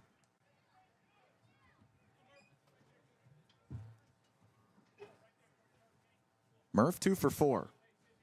Pair of ground outs. A pair of RBI knocks. Was the cherry on top of last inning's 3-run effort. And they've got 2 in this frame. So how about that? Between the 5th, 6th, and 7th, 2 runs, 3 runs, 2 runs. That's how you come back and take a lead. 2-1 deal. Curveball just nips the top edge at the letters, 2-2. Yeah, absolutely. It shows you just how much fight that this Gatemen lineup has in it. Started to see semblances of it yesterday, and terrific to see that it is carried over here tonight. And Gray continues to extend upon a RBI lead on the team. He's got 3 tonight. Deuce is wild in the pitch. There's a cue shot to the right side. York chasing it, and he'll beat him to first to retire the side. How about a 2-run jack from Eli Putnam? His second home run today. 1 of 3 hits on the afternoon. Have yourself a day, Eli Putnam. So he sent it to the top of the 8th, and the Gatemen command a 3-run lead. It's 9-6 good guys on the Gatemen Baseball Network, powered by Cape League TV. And welcome to Wareham Whip Around, the official weekly podcast of the Cape Cod Baseball League's Wareham Gatemen for the 2024 season and beyond. My name is Ethan Eibe, and I'll be a part of the Gatemen broadcast team for the 2024 campaign. Every week I'll be joined by my play-by-play partner Kyle Marchak and sideline reporter Madison Walker to bring you the latest in the world of the Wareham Gatemen. A little bit about us. Madison and I are both entering our senior years at the University of Florida, and our friend Kyle is a rising senior at Virginia Tech. We will have guests from every level of the organization, from players to coaches to front office members, and we can't wait to bring all of that to you. Opening day is just around the corner as well, so make sure to stop by Spillane Field on June 15th as the Gatemen take on the Chatham Anglers to open up the summer. Be sure to follow the Gatemen on Instagram and Twitter at Wareham Gatemen, and check out our Facebook page for updates on the new season. One more thing before I go, if you want to watch Gatemen games this season, please check out CapeLeagueTV.com for free live streams of all 40 regular season games. Once again, that's CapeLeagueTV.com. We look forward to bringing you this podcast every week and can't wait to go on this journey with all of you. Thanks for listening, and we'll be back here real soon. This is the Wareham. Back here on the Gatemen Baseball Network, powered by Cape League TV. Kyle Marchak alongside Ethan Eibe and Madison Walker with Allison DeWitt and Joseph Henry, our producers today. 9-6, good guys. And here's Susak to take over. Tonko, as they call him, out of Arizona. The righty out of the bullpens, had a good year so far. And had a great year with Arizona. So we'll see what he can do in this bullpen effort as we head to the top of the 8th. 2 runs in the 5th, 3 runs in the 6th, and 2 more runs back in the 7th. Wareham streaks back against the best offense here in the West Division, let alone the entire Cape Cod Baseball League. And they're on top by 3. Ethan, the bats have been clutch today. Bats have woken up just in the nick of time. You thought for a second here that Hyannis was going to run away with this one. They got out to a 5-1 lead. But those bottom of the order bats and all throughout really have really come through today, especially Eli Putnam with his pair of home runs, his first as a Gateman. A couple of RBIs today, 3 actually for Murph Gray. All in all, a terrific performance, a season-high 16 hits for the Gatemen tonight. Tonko, second appearance for Wareham this year. 3 innings pitched, 2 earned runs, but a guy who had great numbers with the Arizona Wildcats this past year, a team that went pretty far, winning the Pac-12 tournament, the last one at that of all time. 6.08 ERA, 40 innings pitched for the Wildcats this past year, but a high strikeout rate with 32 on the season. So the rising junior takes the bump for his 3rd appearance in his 2024 Cape Cod campaign. Manny Garza out of Rice, 1 for 3.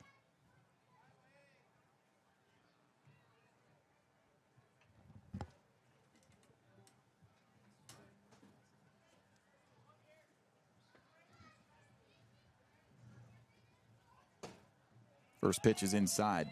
Pitchers have had to battle in order to make this ball game the way it is. Sloan got the start, 2 innings, 1 hit, but 4 walks, and he gave up 5 earned runs. 1-0 deal upstairs. And then Sam Meddard, how about him? 3 hits, but got away with no earned runs to his credit, a walk and a pair of strikeouts. Then most recently, Lucas Malstead strung together a pair of innings, gave up just 1 earned run. Susak takes over and gets a sky-high pop-up into the wind out there in right, which knocks it down into the glove of Turner, who finds it for out number 1.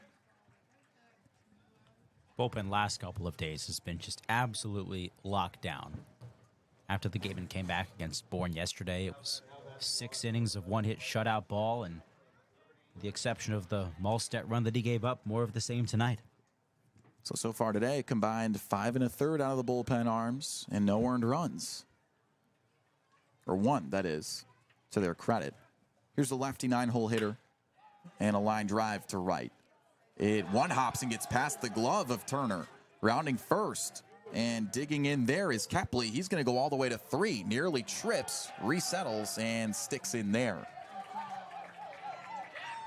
Well, a rare defensive miscue out there in right field by Colby Turner. You know, he had that great catch earlier, but this time around, just an awkward angle on that base hit to right. It was one that's in between. You have to decide, are you going to dive or are you going to play it on a hop? And he was kind of in between that decision, and the one-hopper went behind him. He's had a couple of good defensive efforts today, but it's the first error to the credit of the Gatemen today. Wareham leads at 9-6. Top of the order. And here's White. Down low.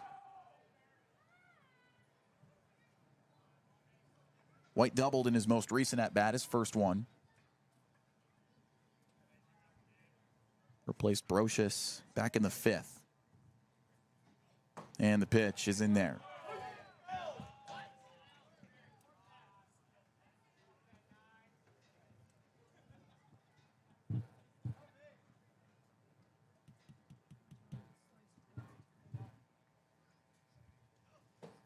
Swing and a miss over the slider.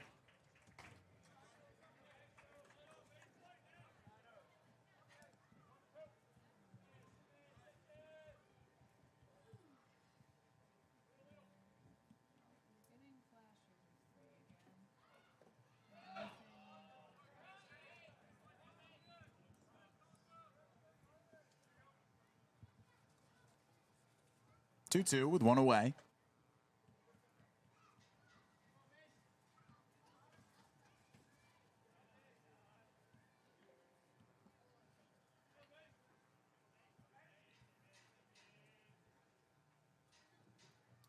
And the pitch. Upstairs and outside. This part of the ball game, still competitive. Just 2 innings to work with for this Harbor Hawks offense. And you start to get a taste of the dugout chatter, the culture of the team that's really just developing this early in the season. Called strike 3. Big out number 2 for Susak. And a pinpoint fastball there from Tonko. Just froze Mason White. Yeah. Talking about that culture, talking about how this team is locked in on every single pitch. The Gatemen, every single one of them, top step of the dugout, hooting, hollering, chirping. They're not afraid to make their voices heard.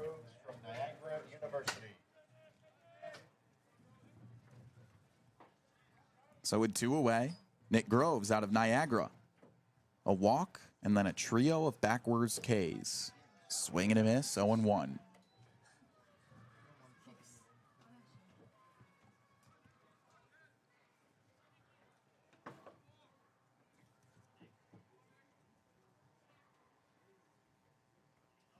And the 0-1 is just off the plate. Weird game out of Nick Groves. He struck out looking 3 times in a row, and he came into this contest leading the team, now in a small sample size, but leading the team in a .455 average. And an excuse me swing just squids a ball foul for strike 2. I think ever since that 3rd inning, Hyannis had that 5-1 lead. They've just been in a funk since then, and that's largely due to this Gatemen bullpen. Seen different looks, side armor in there. 1 ball, 2 strikes, 2 away from the full to pitch. Swing and a miss. It's a golden sombrero for Nick Groves, and Susak the one to put the hat on. As he finishes the side in 4 batters, he keeps it a 9-6 ball game. The Gatemen have a chance to extend their lead. 9-6 score, good guys. Bottom 8 we go on the Gatemen Baseball Network, powered by Cape League TV. Whatever your technology needs are, Secure One can help. Learn more at securone.com. SecureWON.com. The Wareham-based AD Makepeace Company, founded in 1854, is North America's largest cranberry grower, the largest private property owner in eastern Massachusetts, and a recognized leader in environmentally responsible real estate development and stewardship. For 170 years, AD Makepeace Company has supported community events and organizations like your Wareham Gatemen. Visit admakepeace.com to learn more. Attention baseball fans, are you ready to hit a financial home run? PCT Federal Credit Union is here tonight to make your dreams of home ownership and driving off in that new car a reality. Their unbeatable low rates on mortgage and auto loans are a win for everybody. Whether you're rounding the bases to buy your first home or looking to upgrade your ride, PCT Federal Credit Union has got your back. Swing by their tent before you leave or visit their website to learn more about how they can help you step up to the plate and score big on your financial goals. The AD Makepeace Company also owns and operates Reed Custom Soils, the area's leading manufacturer of custom soils, including CU structural soil and Rooflight certified green roof media. Reed Custom Soil is also a manufacturer and distributor of baseball infield mix and conditioners. To learn more, visit www.reedcustomsoils.com.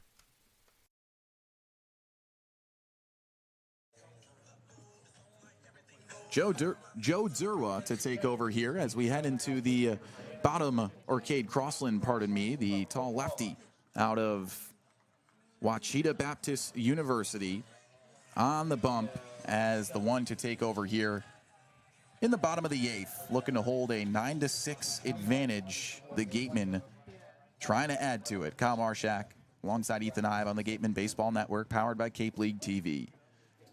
2 runs in the 5th, 3 in the 6th, 2 in the 7th. What can they do here in the 8th? The first pitch is cut on and missed. Chase Reinhardt to lead things off. He's 2 for 3 today. A double, a single, a walk, and a strikeout. Every single batter in this Gatemen order has hit safely at one point or another today.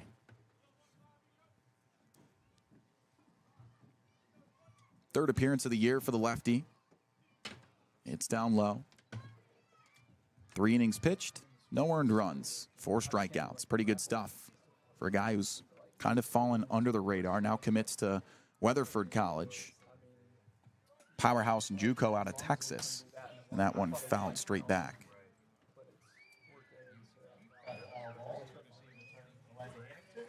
And Reinhardt, I think, got a chip of the bat here, so he's going to switch out the lumber.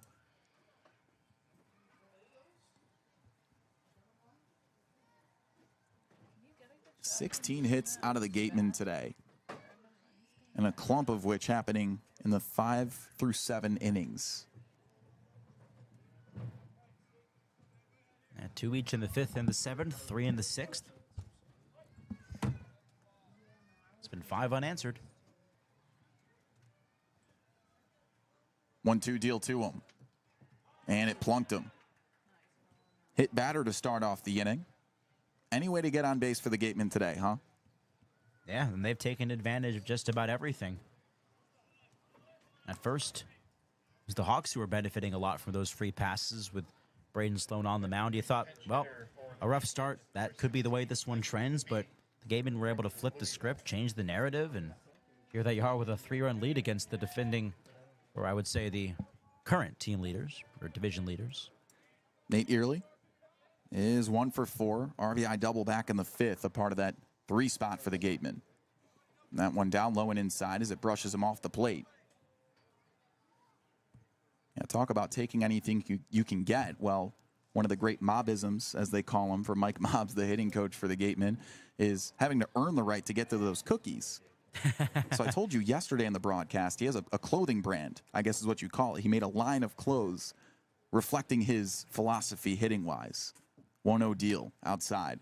So that cookie metaphor, he made a whole food-related line where there's a strikeout box, right, with veggies lining the outside, the border of the zone, and then a cookie on the inside. And he said, you got to eat your veggies before you get to the cookies. It's a perfect philosophy. It's a great philosophy.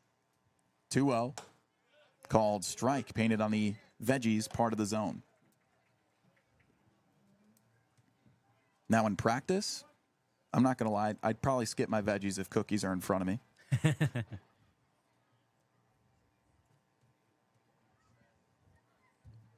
2-1 deal. Small lead off of first.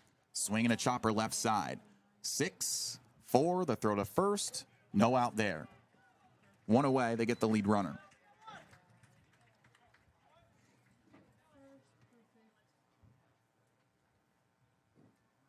Fielder's choice for Early.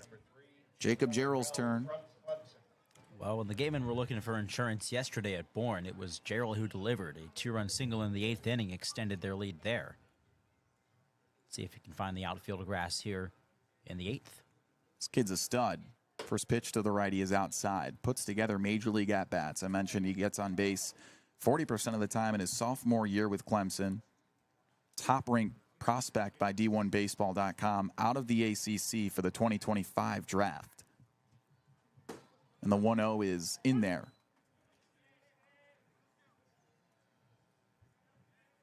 Now, a commonality I find with, frankly, an entire roster on both sides of elite athletes in front of us is that it's kind of in their blood, right? That's definitely the case for Gerald. 1-1. It's in the dirt. His mother, Melissa, played softball at UNC Wilmington, or at North Carolina, pardon me, and has been a successful head coach with UNC Wilmington, had a 6-year career there from 02 to 08. Diamond Sports just in the blood of this kid, huh? Yes, definitely. 2-1 with 1 away. Nubbed foul off the end of the bat. You kind of see that, like, let's say, nepotism through inheritance, but genetically. Yeah, they just inherit the athletic talent and take it the way they will. See it more and more in sports today. 2-2 from the lefty, runner goes, and it's fouled straight back. Early trying to swipe it back. Gatemen, not really a base-stealing team, although they've been more aggressive the past couple of games. Do have a couple of stolen bases today. Coming into today's contest, just 5 on the year. Last in the league. 2-2. Swing and a miss. Crossland gets a sword, and there's 2 down.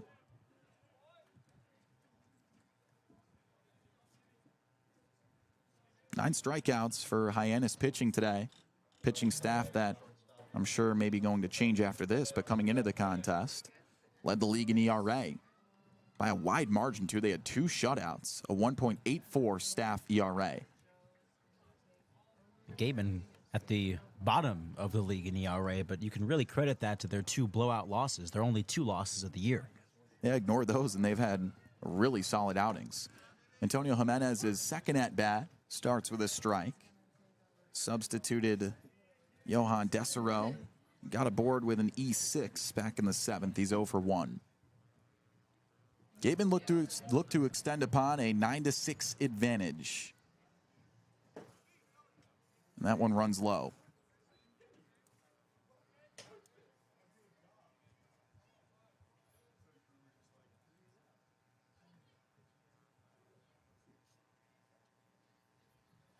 Now, when I did my research, I was shocked to see that Jimenez didn't have pro ball players in his family. Just a guy who looks like it runs through his veins as the 1-1 brushes him off the dish. He'll start that bloodline, though. He's doing really good as a freshman out of Miami, now hitting the portal. And whoever picks him up, they're going to get a good guy. One of 4 Gatemen hitters with a big fly this year. 2-1 pitch from Crossland. Swing and a drive to left, right on cue. There's number 2 on the year for Hyannis, way out of here. And a 2-run jack extends the lead for the Gatemen, 11-6. Oh, man. Absolutely unloaded. Both of Hyannis' home runs this year have been no doubt shots. You wanted some insurance? Well, you just got it. Hyannis with big-time insurance. Might need to get some car insurance, too, for anyone parked out there in left field. That one was a jack. 370 feet, 96 miles an hour off the bat. 2 balls and, or pardon me, a fresh slate for the new batter at the dish. Check swing, and they're going to say he went around. Should we get greedy and ask for a 3-homer game from Eli Putnam? Just getting to that. The other type of insurance they might need, life insurance. There have been some killed baseballs today. Well said, Kyle. Putnam, the one that really ripped into one earlier, a 410-foot moonshot past the scoreboard out in right center. One of his 2 homers today. It's been a home run parade at Spillane Field.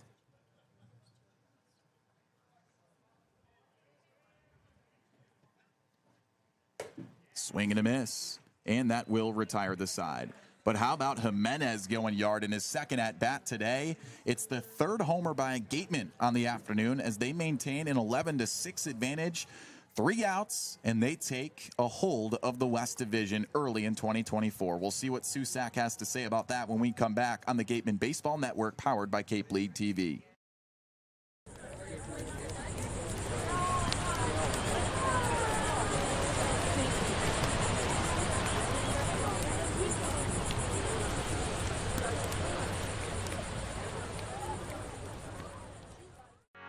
Here at the Mass State Lottery, we're known for our monster wins. But there's no bigger win than the $1 billion we provide each year to support all 351 cities and towns in Massachusetts. In our game, we know that supporting local businesses and helping communities is how we all win. Because at the lottery, we're all playing for the home team. The Mass State Lottery. Welcome to the state of winning.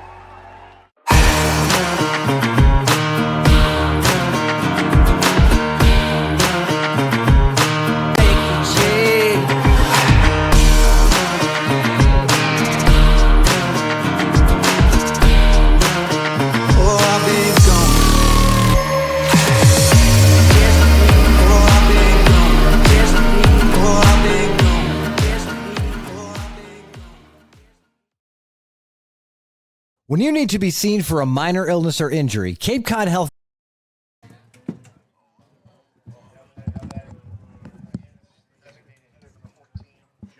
A 11-6 advantage for the Gatemen after they pour in a whole lot of runs between the 5th and 8th innings. How about a 2-run jack from Antonio Hyannis to really capitalize things just an inning ago?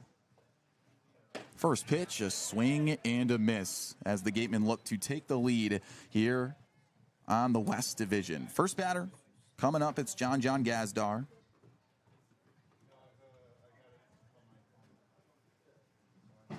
Second offering is down low. Tonko Susak, second inning of relief here out of Arizona. And had a pretty clean previous inning. 4 batters faced, gave up a single, but a pair of strikeouts got him out of the side. Next offer to Gazdar, there's a chopper, rolls foul.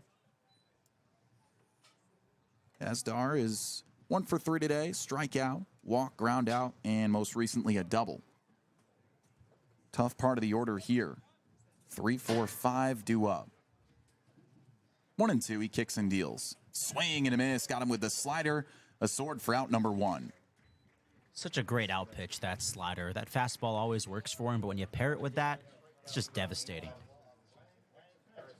2 outs away for the Gatemen, who can take a half-game advantage in the West Division over their intra-divisional foes in the Hyannis Harbor Hawks, who have had a red-hot start to 2024. Hyannis likes to out-hit teams, but they've been out-hit today by the Gatemen. First pitch to the lefty is outside. Clark, 1 for 3. Out-hit 10 times over, 17-7. Yep. Take that any day of the week. And the deal. Third appearance for Tonko. 1 earned run in 3 innings pitched. Now his legal name is Anthony Susak. Technically is a Tony, which we've had that conversation before. How many Tonys are on this roster for the Gatemen? Pop foul. Now, calling him a Tony straight up is actually more literal than you think. Tonko is a Croatian translation of the name Tony. Told me when he was a kid, his babysitter, who was of Eastern European descent, struggled to say Anthony. 1-1 deal is outside. And so with the Croatian blood in his family, they just told the babysitter, call him Tonko.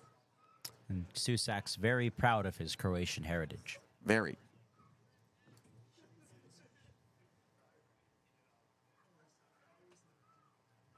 3-1 count. Inside, it's ball 4.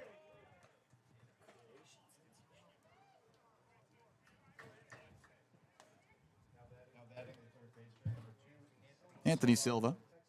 Anthony to Anthony here out of TCU. 0 for 3 today. Started with a walk in that 3 spot back in the first. Small lead for Clark. Tonko deals. And a fastball is upstairs. Team that likes to move on the base paths. 12 stolen bases coming into this contest. Good for 3rd in the league.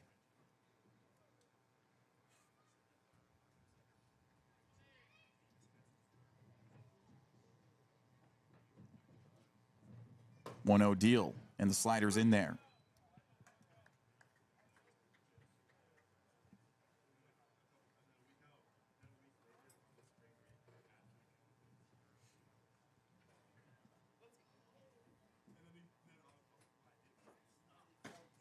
Check swing. Strike 2.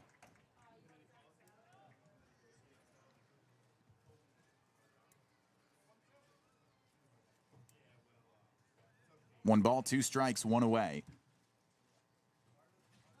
A little pickoff over to first, nothing doing. Coming into this contest, and even through the early innings, it looked like the Gatemen had their hands full. Best team in the league, best offense in the league, best pitching staff in the league. And then they've outshot them today. From the hip.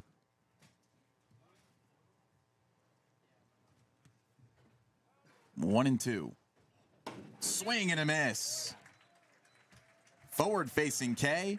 10 strikeouts for the pitchers tonight. And Wareham looking for one more out. Getting it done here would be an announcement to the Cape Cod Baseball League that the Gatemen are here.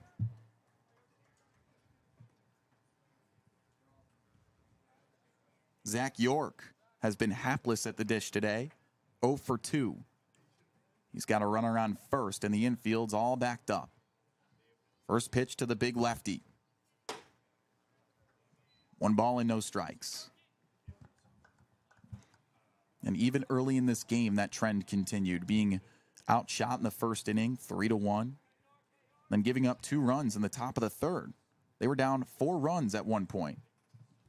The 1-0 deal is down low. And here we are on top by 5 runs.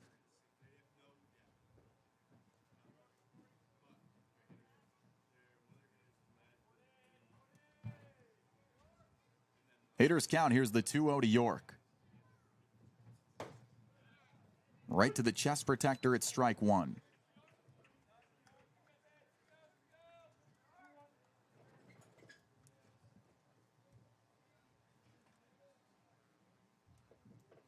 Two balls, 1 strike, 2 away. Tonko sets, kicks, and deals. Called strike 2.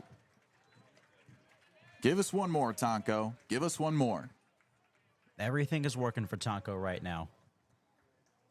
Cruising for what could be his first game finished in 2024. Here's the 2-2. Slider just down low and inside. If the score remained the same, he would have a save opportunity here, but Antonio Hyannis just had to go yard last inning. Very true. Full count with 2 away. Susak set. Payoff delivery on the way. Just inside, and it squibs away. It's in front of Gerald, and the runners will just move station to station. York gets aboard with a 2-out walk. Funny hop, but Gerald's lucky it stayed in front of him. Otherwise, I think that base runner goes to third. Clark. Eric Snow, 2 for 4, had a sac fly back in the first. Was a part of that carousel of runs in the third. Singled in the fifth. And now Eric Luxus coming out to have a chat with his Arizona Wildcat. Susak, a slow heartbeat on the mound. Luxus, if anyone, qualified to give some advice here. Former left-handed pitcher on UTampa's national championship team back in the early 2000s. Anyone that can calm down a pitcher, it's Luxus.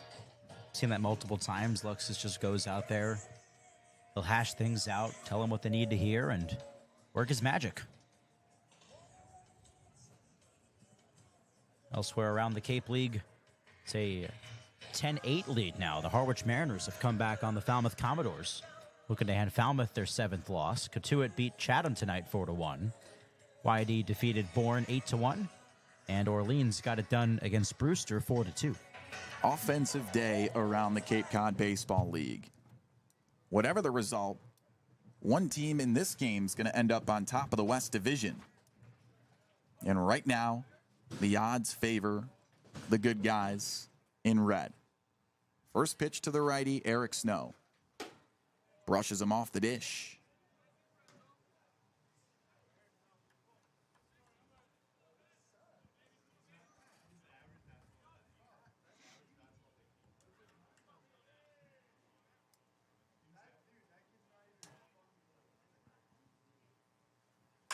Swing and a line drive out to right center. Turner giving chase. It's Padanu who slides in the gap and finds it.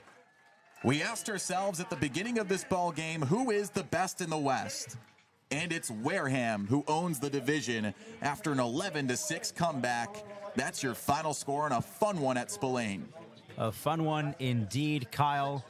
This game started off a 5-1 Hyannis advantage, and Wareham could have easily, said to themselves, all right, we'll pack it in for the next one, but they stayed strong, and they rattled together some terrific rallies late in this ball game. Production up and down the order. 2 each in the 5th, 7th, and 8th.